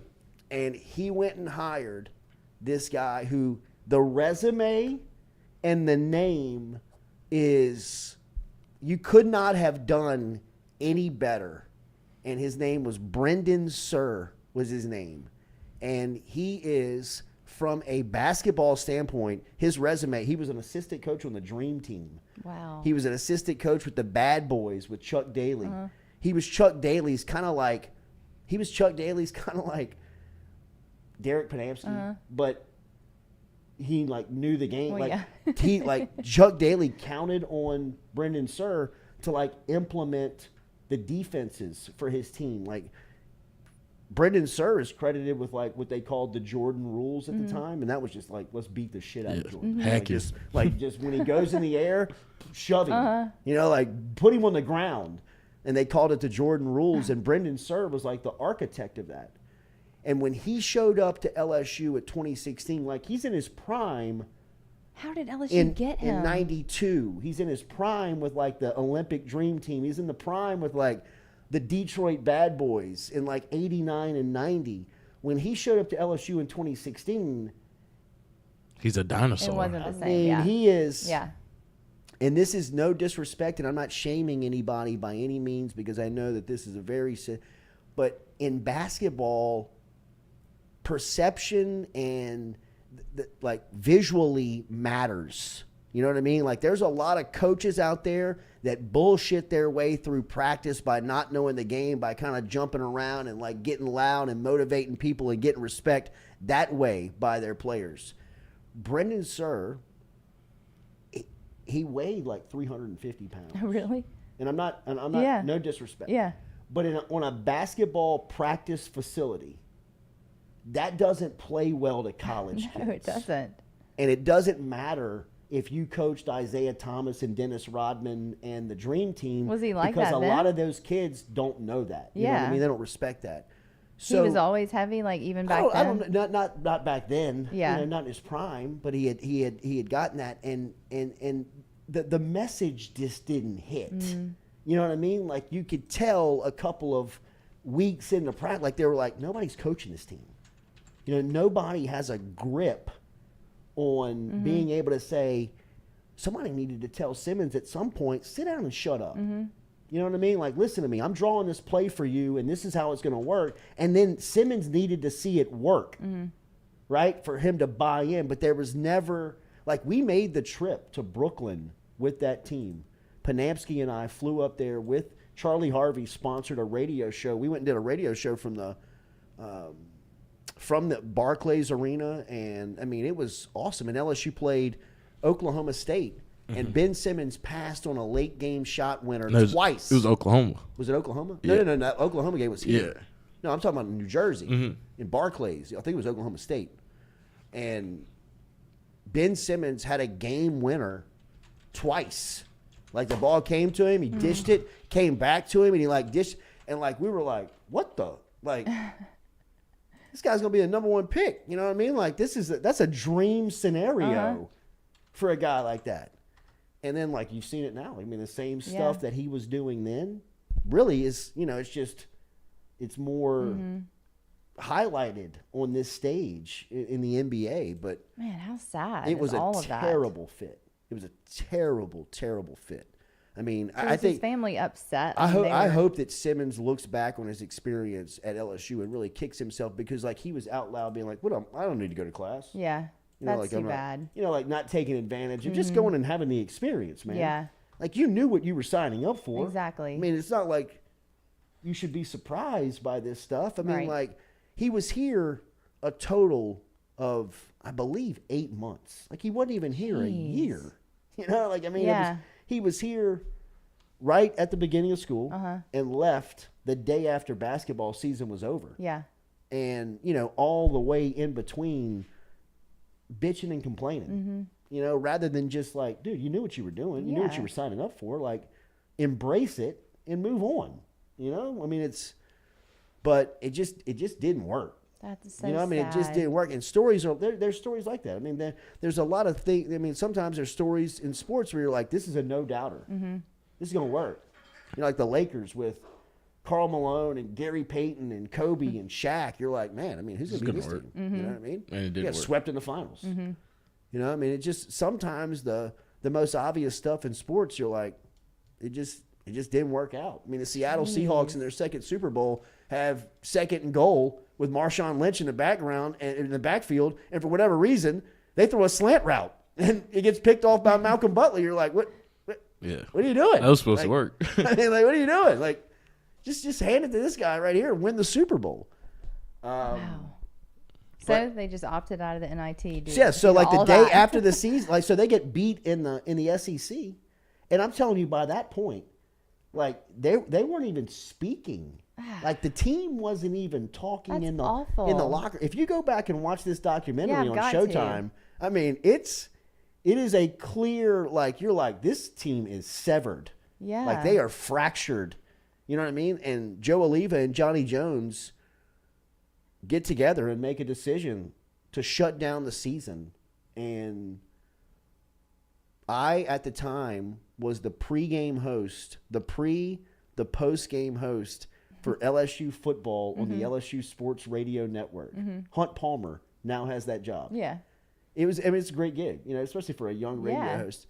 That Monday, I went on radio and just crushed Johnny Jones and Joe Oliva. By 3 o'clock, I was done at LSU.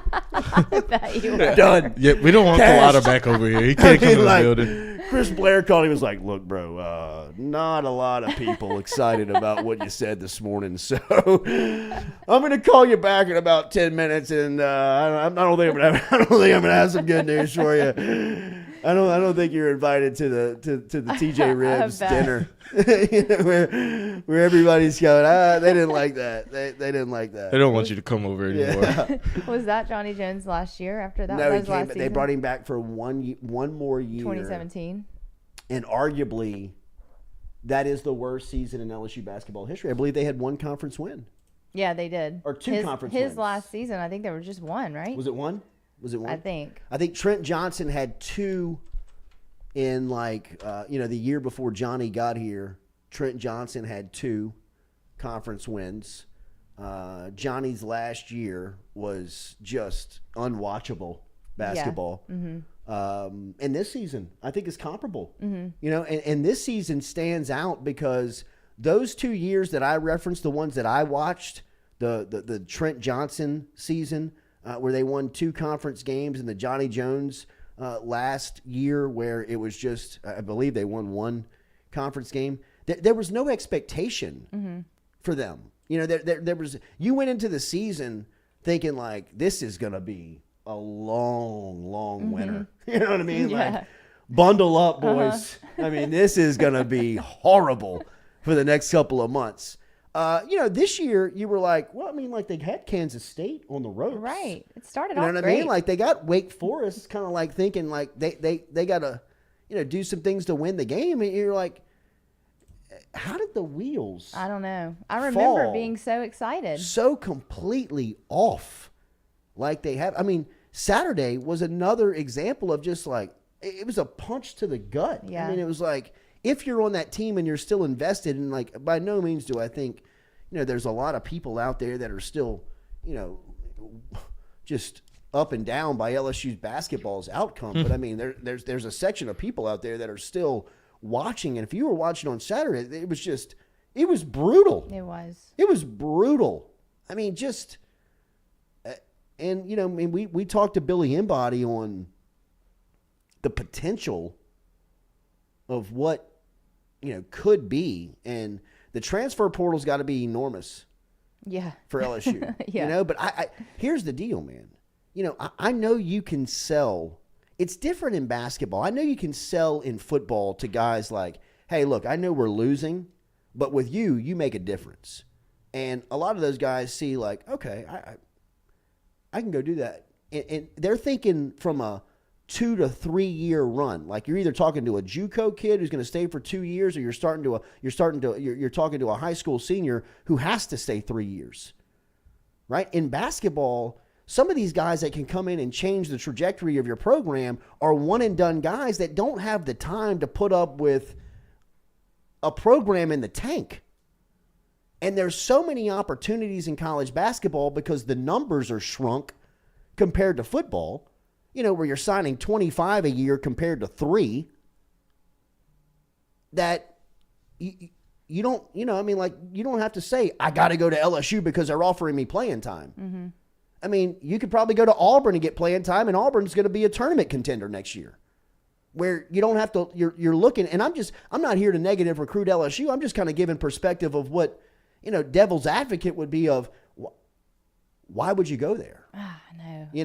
Tough. There's nothing on the horizon that makes you say, look, there's where you can say they're getting better, and that's why you need to go. Tyrell Ward and Jalen Reed, I see it. I got to imagine that they are circling around those two cats. And you ask who? I mean the rest of college basketball. Anybody who's contending, anybody who's a player or two away that is saying, who can we go get? Because that's what it's going to be. We'll just start fishing the down roster, the down teams, and just call those guys and say, you're going back. Are you going to go back to that? Where y'all won 2 conference games when you were carrying the team as a freshman. What are you going to do as a sophomore? Just come here. We'll take the pressure off of you. You don't have to, you don't have to win it every night. Play 18 to 24 minutes. We'll get you ready for the league. And we'll throw you 25 to 30,000. I mean, it's just, I'm not trying to dump on it. I'm just trying to be realistic on how do they compete? How do they compete to be a contender immediately at all? And even for the long term, because you got to build it with guys that are program guys. And it's the same thing that you would run into with a program changer.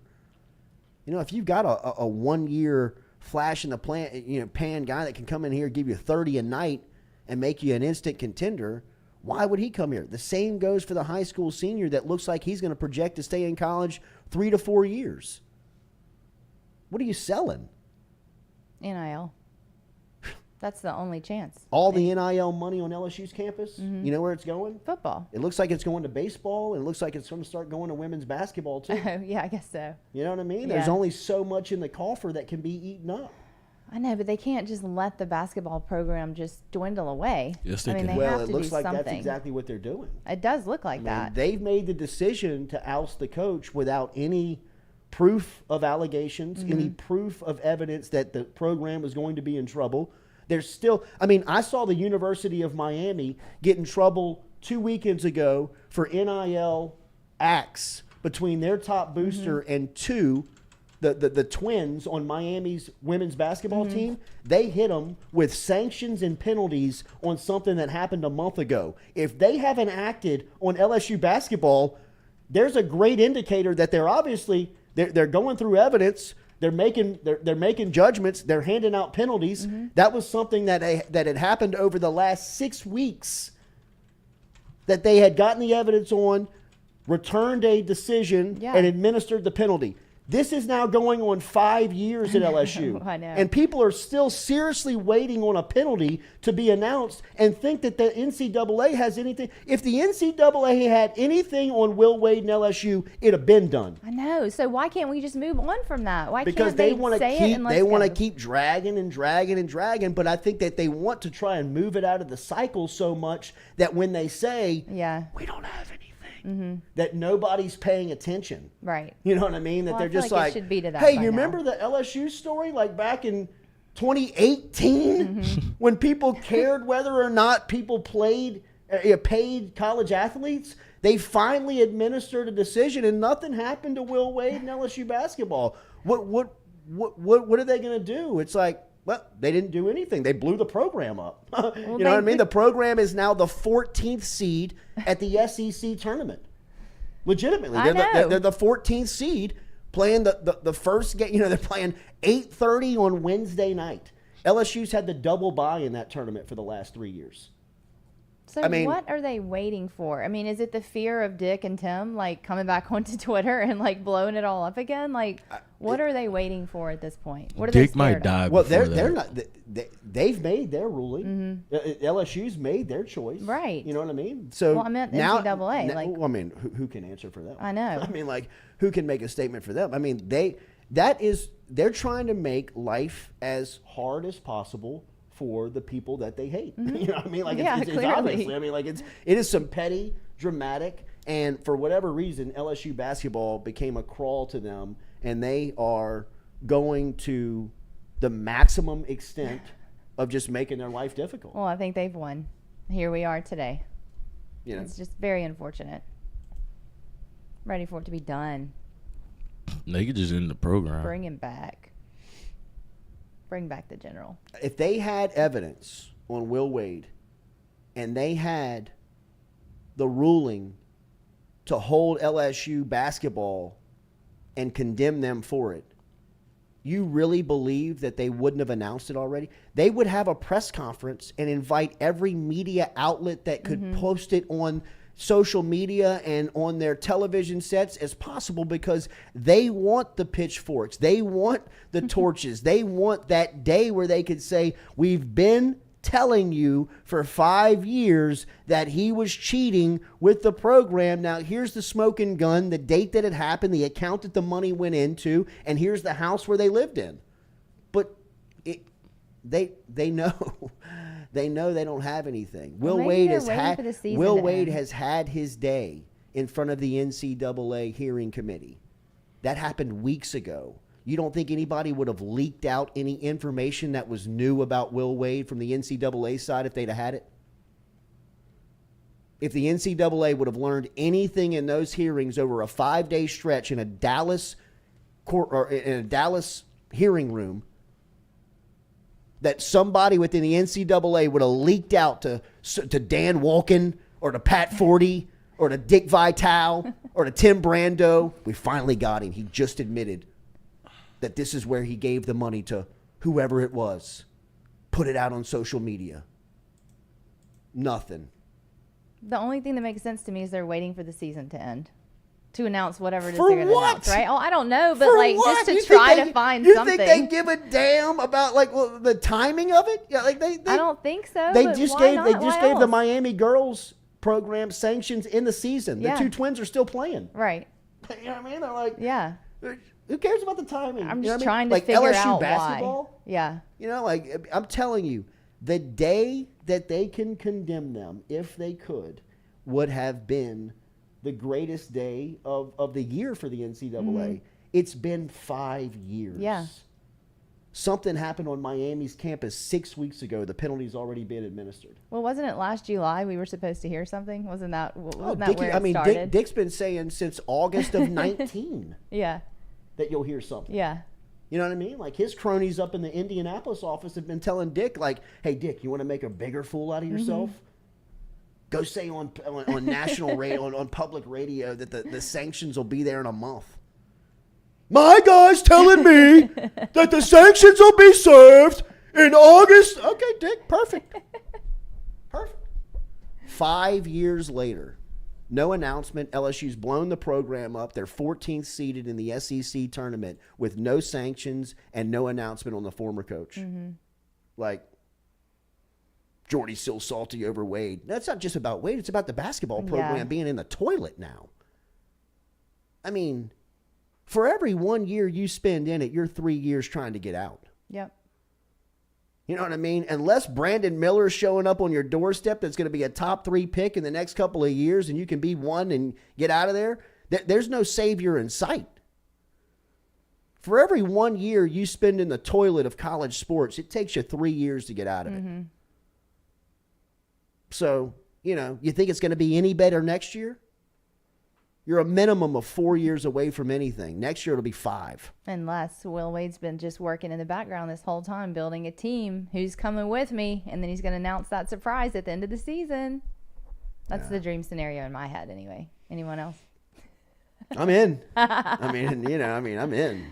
How cool would that be? But it's just, golly, man. And look, I don't want it to come across as Matt McMahon's real big problem. Not at all. He didn't start it. It's just man, what a task he has of trying to get it out of the gutter. I feel awful for him. He's a great guy. That's a hell of a just ask. Mm-hmm.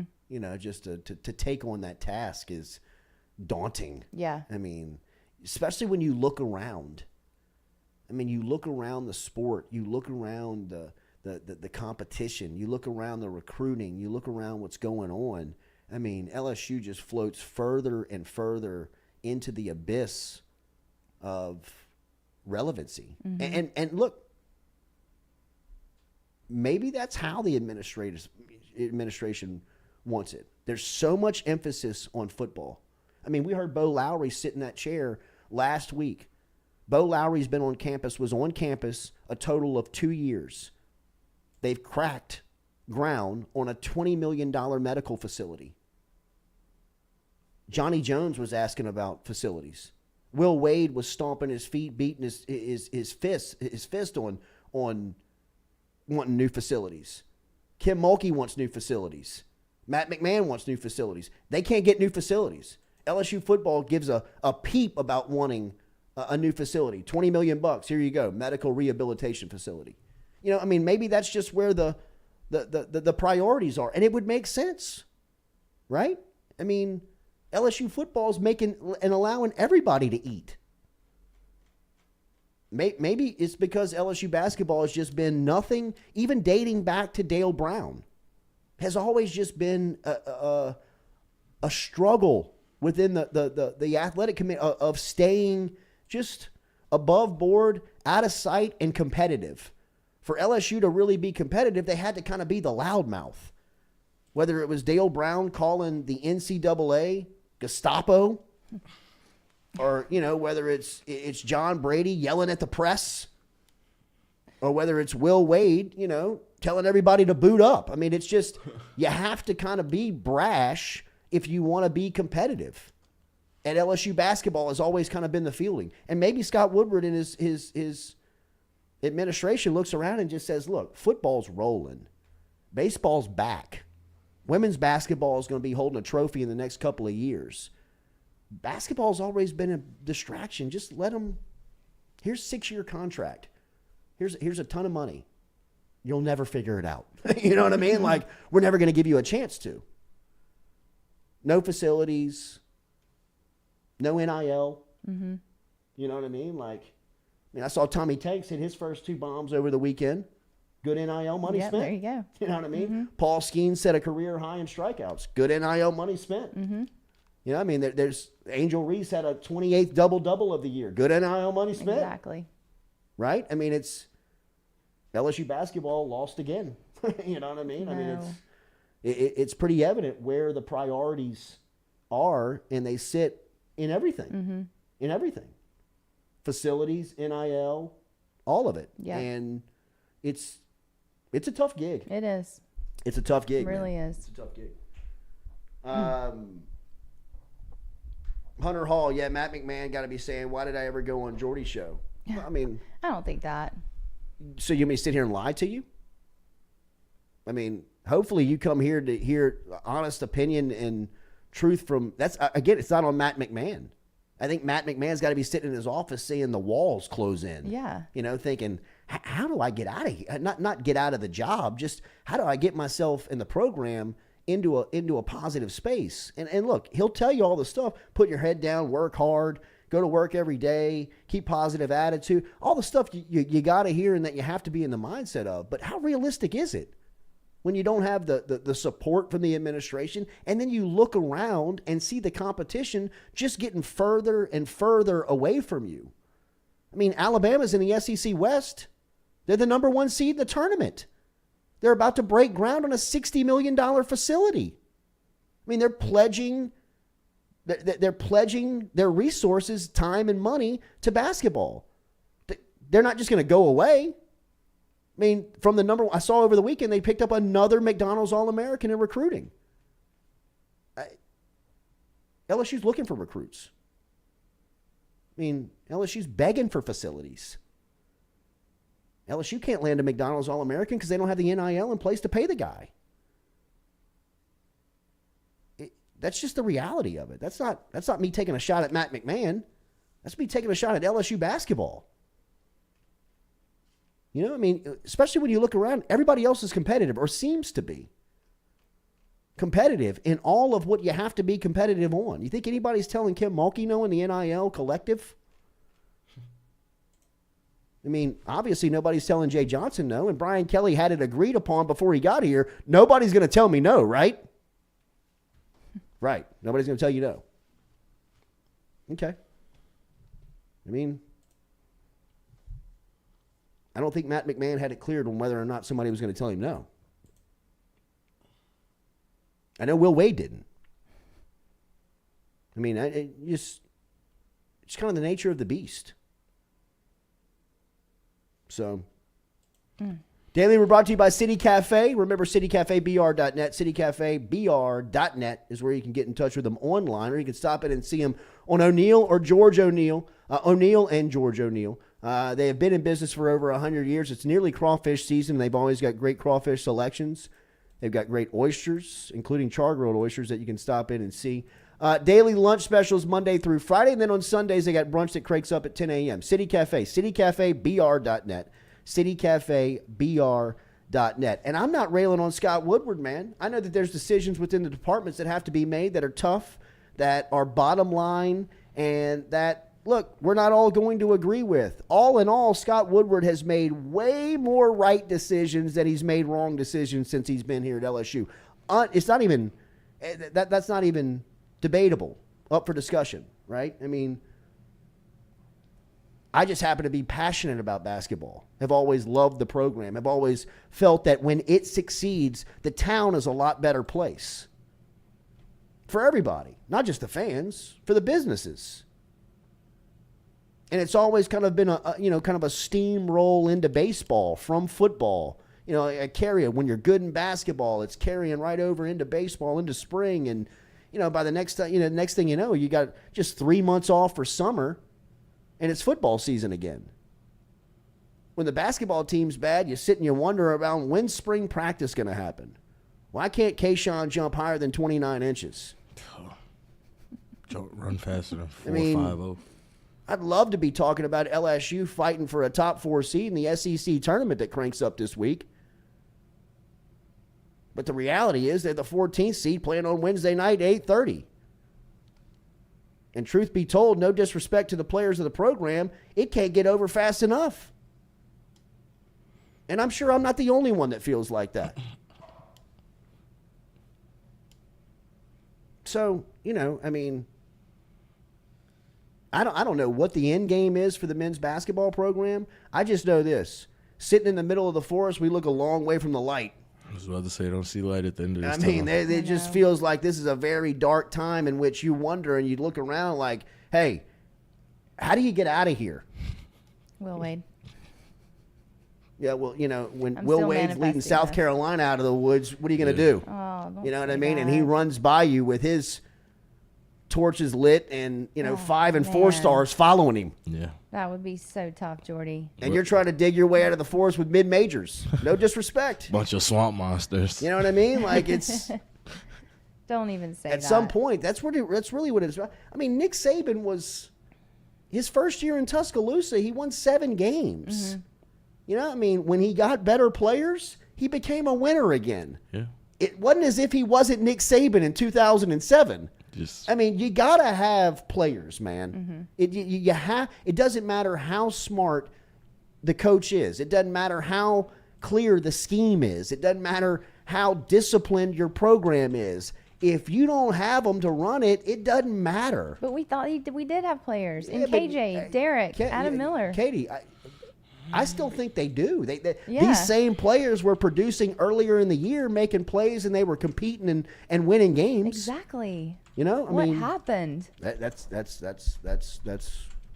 you tell me, and you'll be rich. I know. You know what I mean? Like, it's very alarming. It is. It's very alarming. But I agree with everybody. I don't think Scott Woodward's going to let this continue, right? He's not just going to this is not how it ends for LSU men's basketball. He's got to have a plan. What can Scott Woodward do? What's the alternative? Scott Woodward's a very smart man. Yes, he is. Scott Woodward has made decisions, and like Bo Lowry said, he said, look, Jordy, I listened to you and Matt, and I hear y'all's criticism about what goes on at LSU. Don't think that there aren't people thinking 3 steps ahead of everybody. I believe Bo Lowry on that. Me too. I think there's too much money, there's too much resource, there's too much pride, and there's too much ego. It's LSU. There's too much ego, at stake of having it fail. But I hear all of it. Just debating back and forth. I would say to that person, where is it? And Scott Woodward, when LSU football is winning, a lot of things don't matter. Exactly. A lot of things don't necessarily take priority. And I'm sure Scott Woodward could probably tell us in 2 minutes on why that is. You know what I mean? He could probably say, you could sit here and bark and scream over the basketball program all day, but here's what we care about, and here's why we laugh at you when we hear you screaming about it. Right?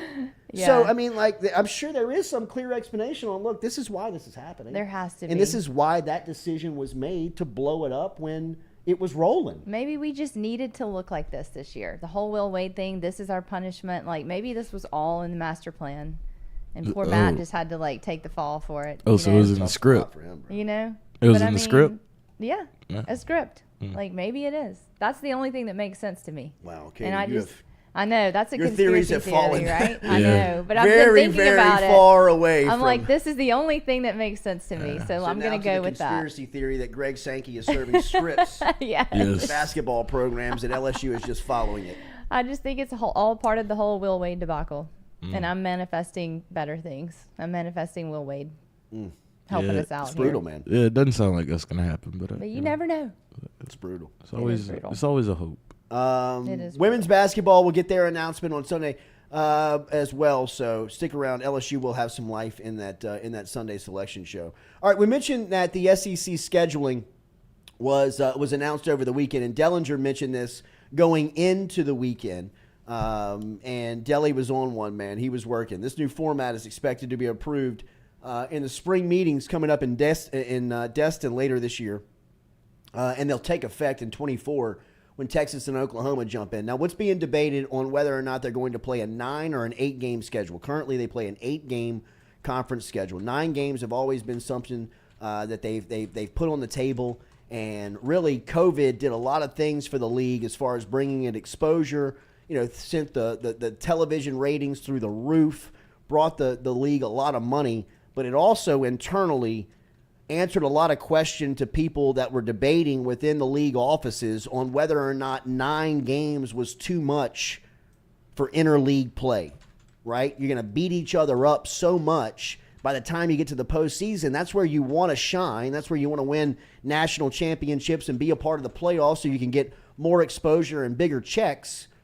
Does 9 games make the most sense for for the SEC to have that format? Well, not only did they play 9 games during COVID, they played 10 only conference games. And as we said, ratings were off the charts.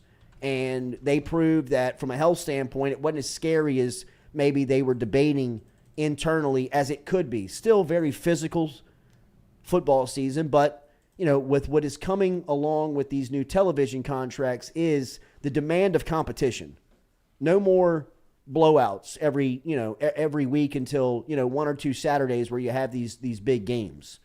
They want the NFL style model of every Saturday there needs to be top 10, top 15 matchups with something on the line, or at least the excuse for you, the viewer, to tune in and watch, because they need ratings and they need ad dollars that they can push. So it looks as if this 9-game schedule is going to take place. As we said, it's not been ruled upon yet. That'll happen later this spring when they get the votes, but it looks as if this is trending.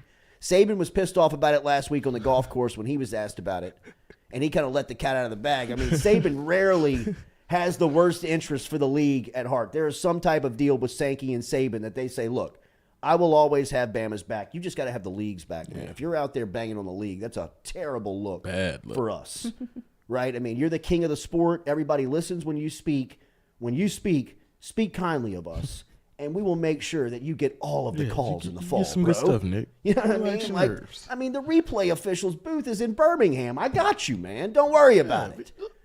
So Saban last week on the golf course was pissed. Either he had just double bogeyed or he had gotten off the phone with Sankey and gotten it confirmed that he's going to have to play Auburn, Tennessee, and LSU every year. He double bogeyed and then found that out. I mean, he was I didn't hacked. see it. I didn't see it. No, he just said it. He's just like, I just feel like we shouldn't have to play these 3 teams. He was like, I'm year. already telling you, our 3 permanent opponents going to be Tennessee, Auburn, and LSU. I don't know who thought of that. He's like, I don't know who thought of that. I don't know whose decision that was, but like, I don't know how we got there. Probably snapped his. Probably why snapped they didn't give me Vanderbilt, Kentucky, and Arkansas, I'll never know. But we got Auburn, Tennessee, and LSU, right? So once Saban spoke, the whole world's like, oh shit, the SEC's got a plan in place. Man, they're talking about schedules and stuff behind the scenes. And so Dellinger's got to put his drink down, on a Thursday afternoon. He's got to get to work. Next thing you know, Delly's kicking up all these stories, and it looks as if the 9-game schedule is it looks as if this is trending. And LSU we knew they were going to get Ole Miss. We knew they were going to get Alabama. Mm-hmm. I really did. I mean, I thought it was going to be Ole Miss, Bama, and Florida. The Ole Miss thing, I think it's just geographically it makes too much sense. Mm-hmm. And then they could kind of spin you on the tradition and the history of it. But there's just a built-in rivalry there that they could take advantage of. LSU, Alabama gives them their best television ratings. Yeah. It has for a decade. That's what the money that is. has been the backbone of this league growing as fast as it has over that time period, has been showing that game off in the regular season. That has been a part of the building and marketing plan to, look, you get an NFL game during the season from the SEC. How many times have they gone back to the LSU-Alabama game and counted the amount of pros that were out on the field? Every year. Every year. I mean, it's their most marketable game year in, year out. It may not have been this past year, but it turned out to be a great and fantastic game that the entire country was locked in on. But routinely, they would give you that game on primetime, on cable network, on CBS, and it would do massive numbers. Massive. I mean, people were just captivated by that game. So they weren't just going to shuffle that game away and let that game die. And then I think they look at Texas A&M and see the drama that they have building with, because I thought they were going to go Arkansas. It is kind of. I thought it was going to be Florida. This is Sports Illustrated's just If guesses. Dellinger is reporting with this type of, he's not. Yeah, but he said this is their best educated guess. That list, set in stone, the list right? leaked. He's still leaving think so? himself a little crevice to I mean, wiggle out of they all there. make sense. But if they got it like this, Yeah. and Dellinger's hitting tweet, he knows. This is what it I've is. been telling y'all since March that this was the plan. That's Yeah. Dellinger's deal. He Right. wants to say, I've been telling y'all since March. Right? It makes good sense. So, I think it does too. I got no problem with it. I think that, you knew LSU was going to have 3 competitive opponents. I mean, never did I believe that LSU was going to be no disrespect. I know. Mississippi State, Vanderbilt, Kentucky, any of these types of teams. And I don't mean to speak desperately on Kentucky because their program has been pretty Kentucky. rock solidly built. Good for y'all. Ole Miss, Kentucky, and A&M. Okay. Ooh, Texas. Sad though. No, every year LSU. Katie, nobody cares about Mississippi State. Well, no disrespect. That was so ugly. Over here, it was like it's kind of just like What is it? It's 6 rotating every year. Yeah, that was so we'll ugly. get them. I still think within those 6 rotating, you'll have a lot of permanents. I know. I mean, that makes maybe me not sad that we won't have permanently this. every single, but you'll probably play somebody successively for a lot of years in a row. And it feels like LSU Mississippi State will probably be that draw. Just again, because if you're sending these kids all, and again, they're getting paid and they're athletes and all this stuff. But I mean, still, some of them are still 17, 18, 19 years old. Yeah. And you're flying them from Baton Rouge to South Carolina, landing them, getting back, going to Gainesville, getting back, going to Athens, getting back, going to Austin, getting back, going to. I mean, you're still trying to make sense of the travel schedule for these people. You know what I mean? Like you don't want to send them from College Station to Athens, right? Every single week. So I still think that they're trying to pay attention, to that type of dynamic on their bodies. Well, tell me how Ole Miss makes sense. Who cares about Ole Miss? I Their don't program care is about no Ole Miss different than either. Mississippi State. But- So why is that front and center? Ole Miss and LSU have been playing each other for a very long time. So have you have Mississippi to. State and Well, LSU. I think you have to look internally at what the league is looking at. Yeah. And they're looking at Lane coaches' Kiffin. contracts. They're looking at television ratings. They're looking at interest. Yeah. There's a lot of stuff behind the scenes that is pushing this stuff. And Saban, his voice, he may not be somebody probably hasn't told him this yet directly, but I'm sure he senses it. But I'm sure like Sankey and his crew behind closed doors have said, how much longer has he got? You know what I mean? Like how much more do we have to keep bending over for this guy? I know. This guy's got us, he's got us in a corner Yeah. and bullies us every chance he gets. At some point we got to say, hey, look, Nick, you got to play Auburn, Tennessee, and LSU. Leave us alone, man. And really, you're not going to be playing them for a long time. Damn. Leave us alone, dude. Had to get Miss Terry to order a new putter yesterday. Probably cracking. Right. It's weird that Ole Miss got Arkansas, though, to me. It is weird. That's just strange. Their whole thing. I knew we would get each other, but the Arkansas thing for Ole Miss I thought was Arkansas strange. would get A&M because they play that did game too. every Yeah, year. I don't really get that one. I get all the other ones. It kind of felt like Arkansas was the stepchild out of the. It does feel like that. Out of the whole operation. Yeah. And like, what do we do with them? You'll get somebody. Like shuffle them lane. Yes. Give them Missouri. Yes. That's what I used to Make think them go to about Who else Columbus. did they Kentucky, get? but- Texas? Who? Ole Miss? No, Arkansas. They got Texas, Missouri, and Ole Miss. Where are they on here? Left out. Oh yeah, Missouri, Texas, and Ole Miss. Kentucky used to be the easy one, and then the past few years, they've been a really good team. Who'd Kentucky get? Who'd Kentucky get? Yeah. Mississippi State, South Carolina, and Georgia. That's a pretty good draw. Yeah, Kentucky's been really good lately. it's a the pretty good past draw. 5 years? They used to be like our homecoming I'm game. going to go past 2 or 3 years. Tennessee, 3. bro. I'll give you Tennessee 3. got Georgia, Alabama, and Vanderbilt. you had to throw No, in Tennessee Vanderbilt. has Vanderbilt, Alabama, South Carolina. Oh. Not Georgia. Oh, well, they got luck. Okay, they got luck. They got luck. No, How about Auburn. that? Auburn Yeah. got Auburn. Georgia, Alabama, Yeah, Vandy. they That's did. Oh, Auburn, my Auburn, God. Auburn, dude. Poor Hugh Freeze. Hey, Hugh, welcome back. You got Alabama, Georgia for the next decade, buddy. Enjoy yourself. Yeah, right. Enjoy But yourself. like Auburn, he was signing up for that before they made it permanent. Yeah. That's Don't they play Georgia every year the anyway? longest. It's like one of the oldest rivalries in college football. South's deepest rivalry. Or something like that. Yeah. Yeah, something weird. Some, like that. yeah, bunch right. of gumps down there. Right. So I really got no list. problem with it. And then Delhi was working some OT this weekend.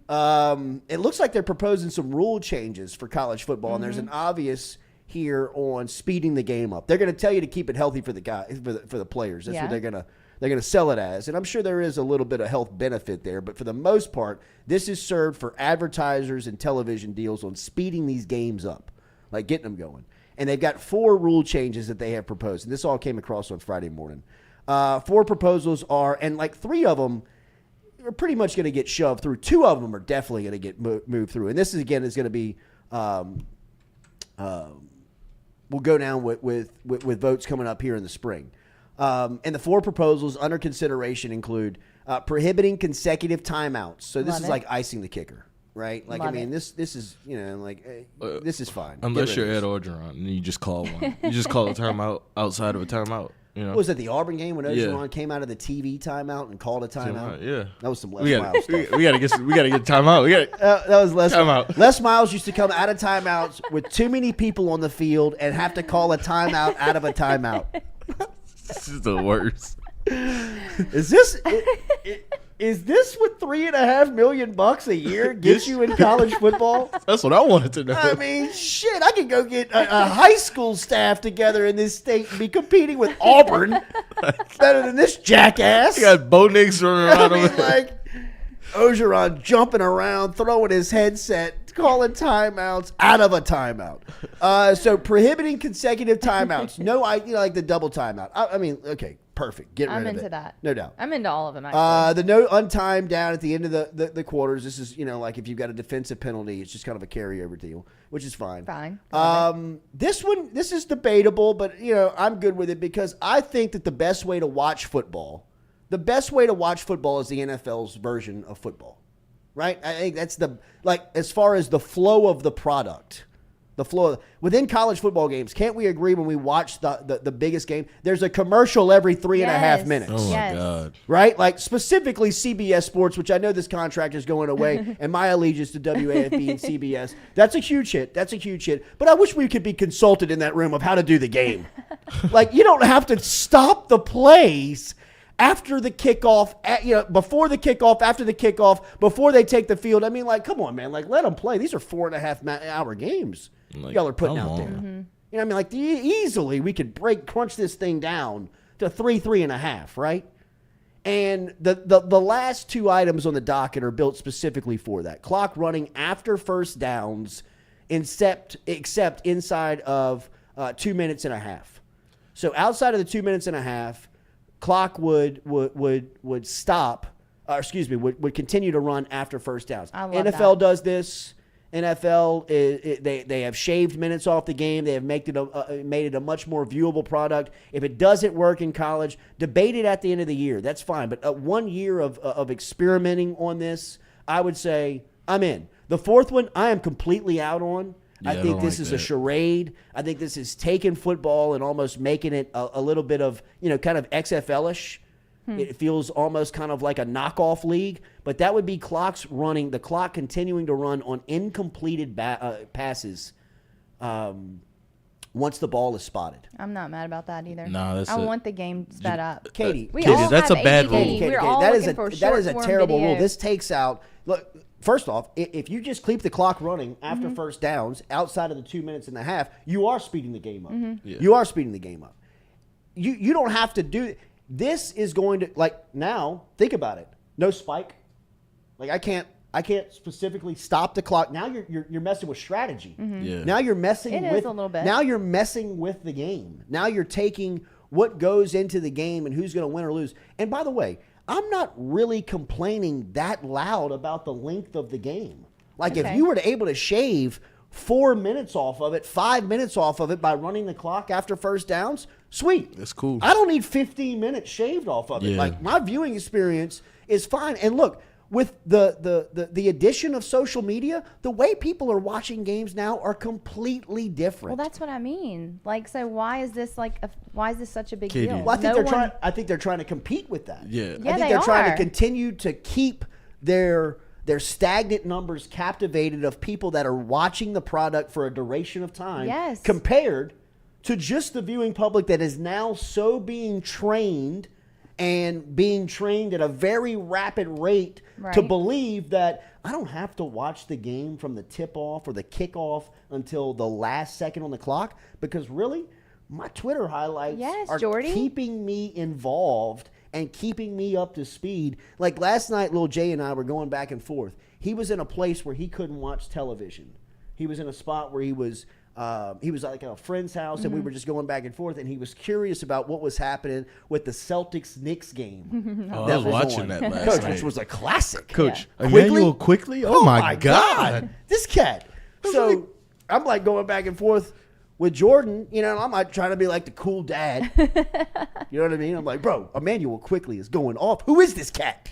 You know, and he's like, bro, he's been in the league for like 3 years. You know, I'm like, all right, I'm Kentucky. Like, so I'm like, OT, and he's like, I know, and I'm like, I thought you said you didn't have a TV where you were, and he was like, one of my buddies has Instagram, Following it on Instagram, and then just following it on Instagram because after every shot, after every highlight, within 2 minutes, the highlight is posted. Exactly. And under the highlight, it says, you know, Emmanuel Quickly ties the game up at 103.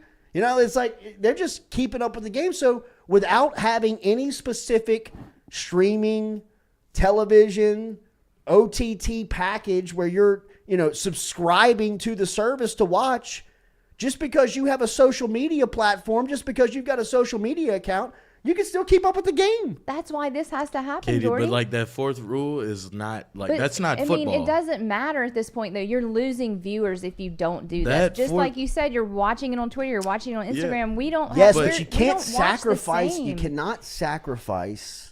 You can't sacrifice the act of the game. You have to for money. It's all about money. They're gonna make money. You got to anyway. sacrifice Not for the advertisers and for eyeballs. That fourth rule is like that's like making football not football. But that's showing you how desperate things have become. Oh, now yeah, because of the way that we are. The fact taking that it you are having the discussion, she's right. Yeah. The fact that it's even put on the table, is showing you that their numbers, their data, somebody's telling them like, yo. We got to take the incompletion thing out. The product doesn't hit like it used to. Yeah. Like the whole thing is not what people that people don't care about anymore. Mm-hmm. I mean, look at LSU. I think LSU was probably giving you a little bit of a peek to the future of it when they were battling people leaving the games early. Yeah. Because people weren't leaving the games early for bad games. I remember being at the 2013 game, and now it was raining. Auburn? The Auburn game with Jarvis, Odell, Jeremy Hill, and Stayed the whole Mettenberger. game. That was the only game Auburn lost that year and went to the national championship. It went down to the end of the game in the fourth quarter. You looked around and looked, there was 35,000, 40,000 people there. Yeah. And that again, it was raining that night, but that was in a succession of stories and weeks of people like pandemically leaving early. Like it was a problem. It was a huge issue. Nick Saban was taking the podium and like threatening the students' lives. Yeah. You know what I mean? Like people are like making signs like "not moving, coach." You know what I mean? Like not going anywhere. Like I mean, like call your roll, call roll. We're here. But you know, what I mean, like I think that was kind of like even the in-game experience. People still, you know, what I mean, unless you're giving them like an Alabama LSU game where it's back and forth, OT down to the last play. I mean, still people are like, I'm out. I'm beating traffic. Yeah. You know, I mean, it's hard to hold people's attention. I'm just going to be pissed when something happens and it's I like 10 seconds left in the game. You throw an incompletion and the game's over. That's like this new rule in baseball where they're calling people out on this clock thing. Like It's getting bad. Bro, like this is going to get to a point into a call where you're like, he just did what? Yeah. I mean, there's 2 down with 2 on in the bottom of the ninth in an SEC tournament game, some type of setting, and this cat just called a clock out. I mean, because they're took calling too long to get in the box. Yeah, they are. Get in the box. That is they're like doing I mean, what they said they the were gonna first do. time your team loses because the clock is running. I mean, like it's gonna get think bad. about it, like people are going to riot if this comes down to a Michigan, Ohio State, an Auburn, Alabama, a Texas A&M, an LSU, Ole Miss. I mean, an LSU, Alabama. What if it happens in the Egg Bowl? I mean, I'm not saying that there aren't going to be problems with this. I'm saying it's bad. to the point can you where imagine they have no choice. Jaden Daniels trying to get away from an Alabama defensive end rushing him, and he throws the ball into the ground outside of the pocket, past the line of scrimmage, and the clock doesn't stop. And like you're just like wondering, like, but that's the whole reason why Daniels made that play. Mm-hmm.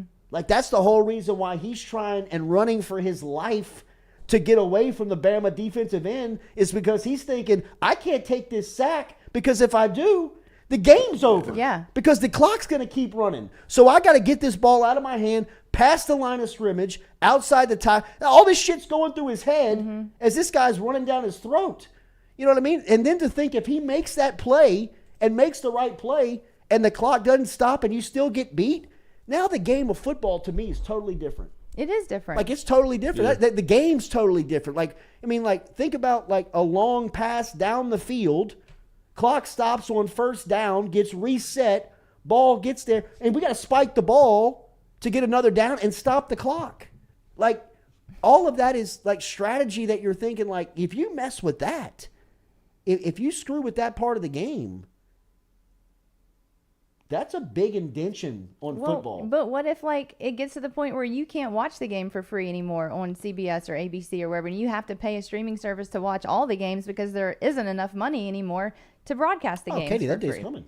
I know. That's what I'm saying. That's why this has to happen, in my opinion. Oh, I know a guy named Cagenomics on YouTube. There you go. Every game for free. We're good. It changes the game a lot, man. It changes does. the game a lot. It does, but, you know, everything changes. Everything can't stay the same. And I'm all for shortening up all games. But that's just not football to me.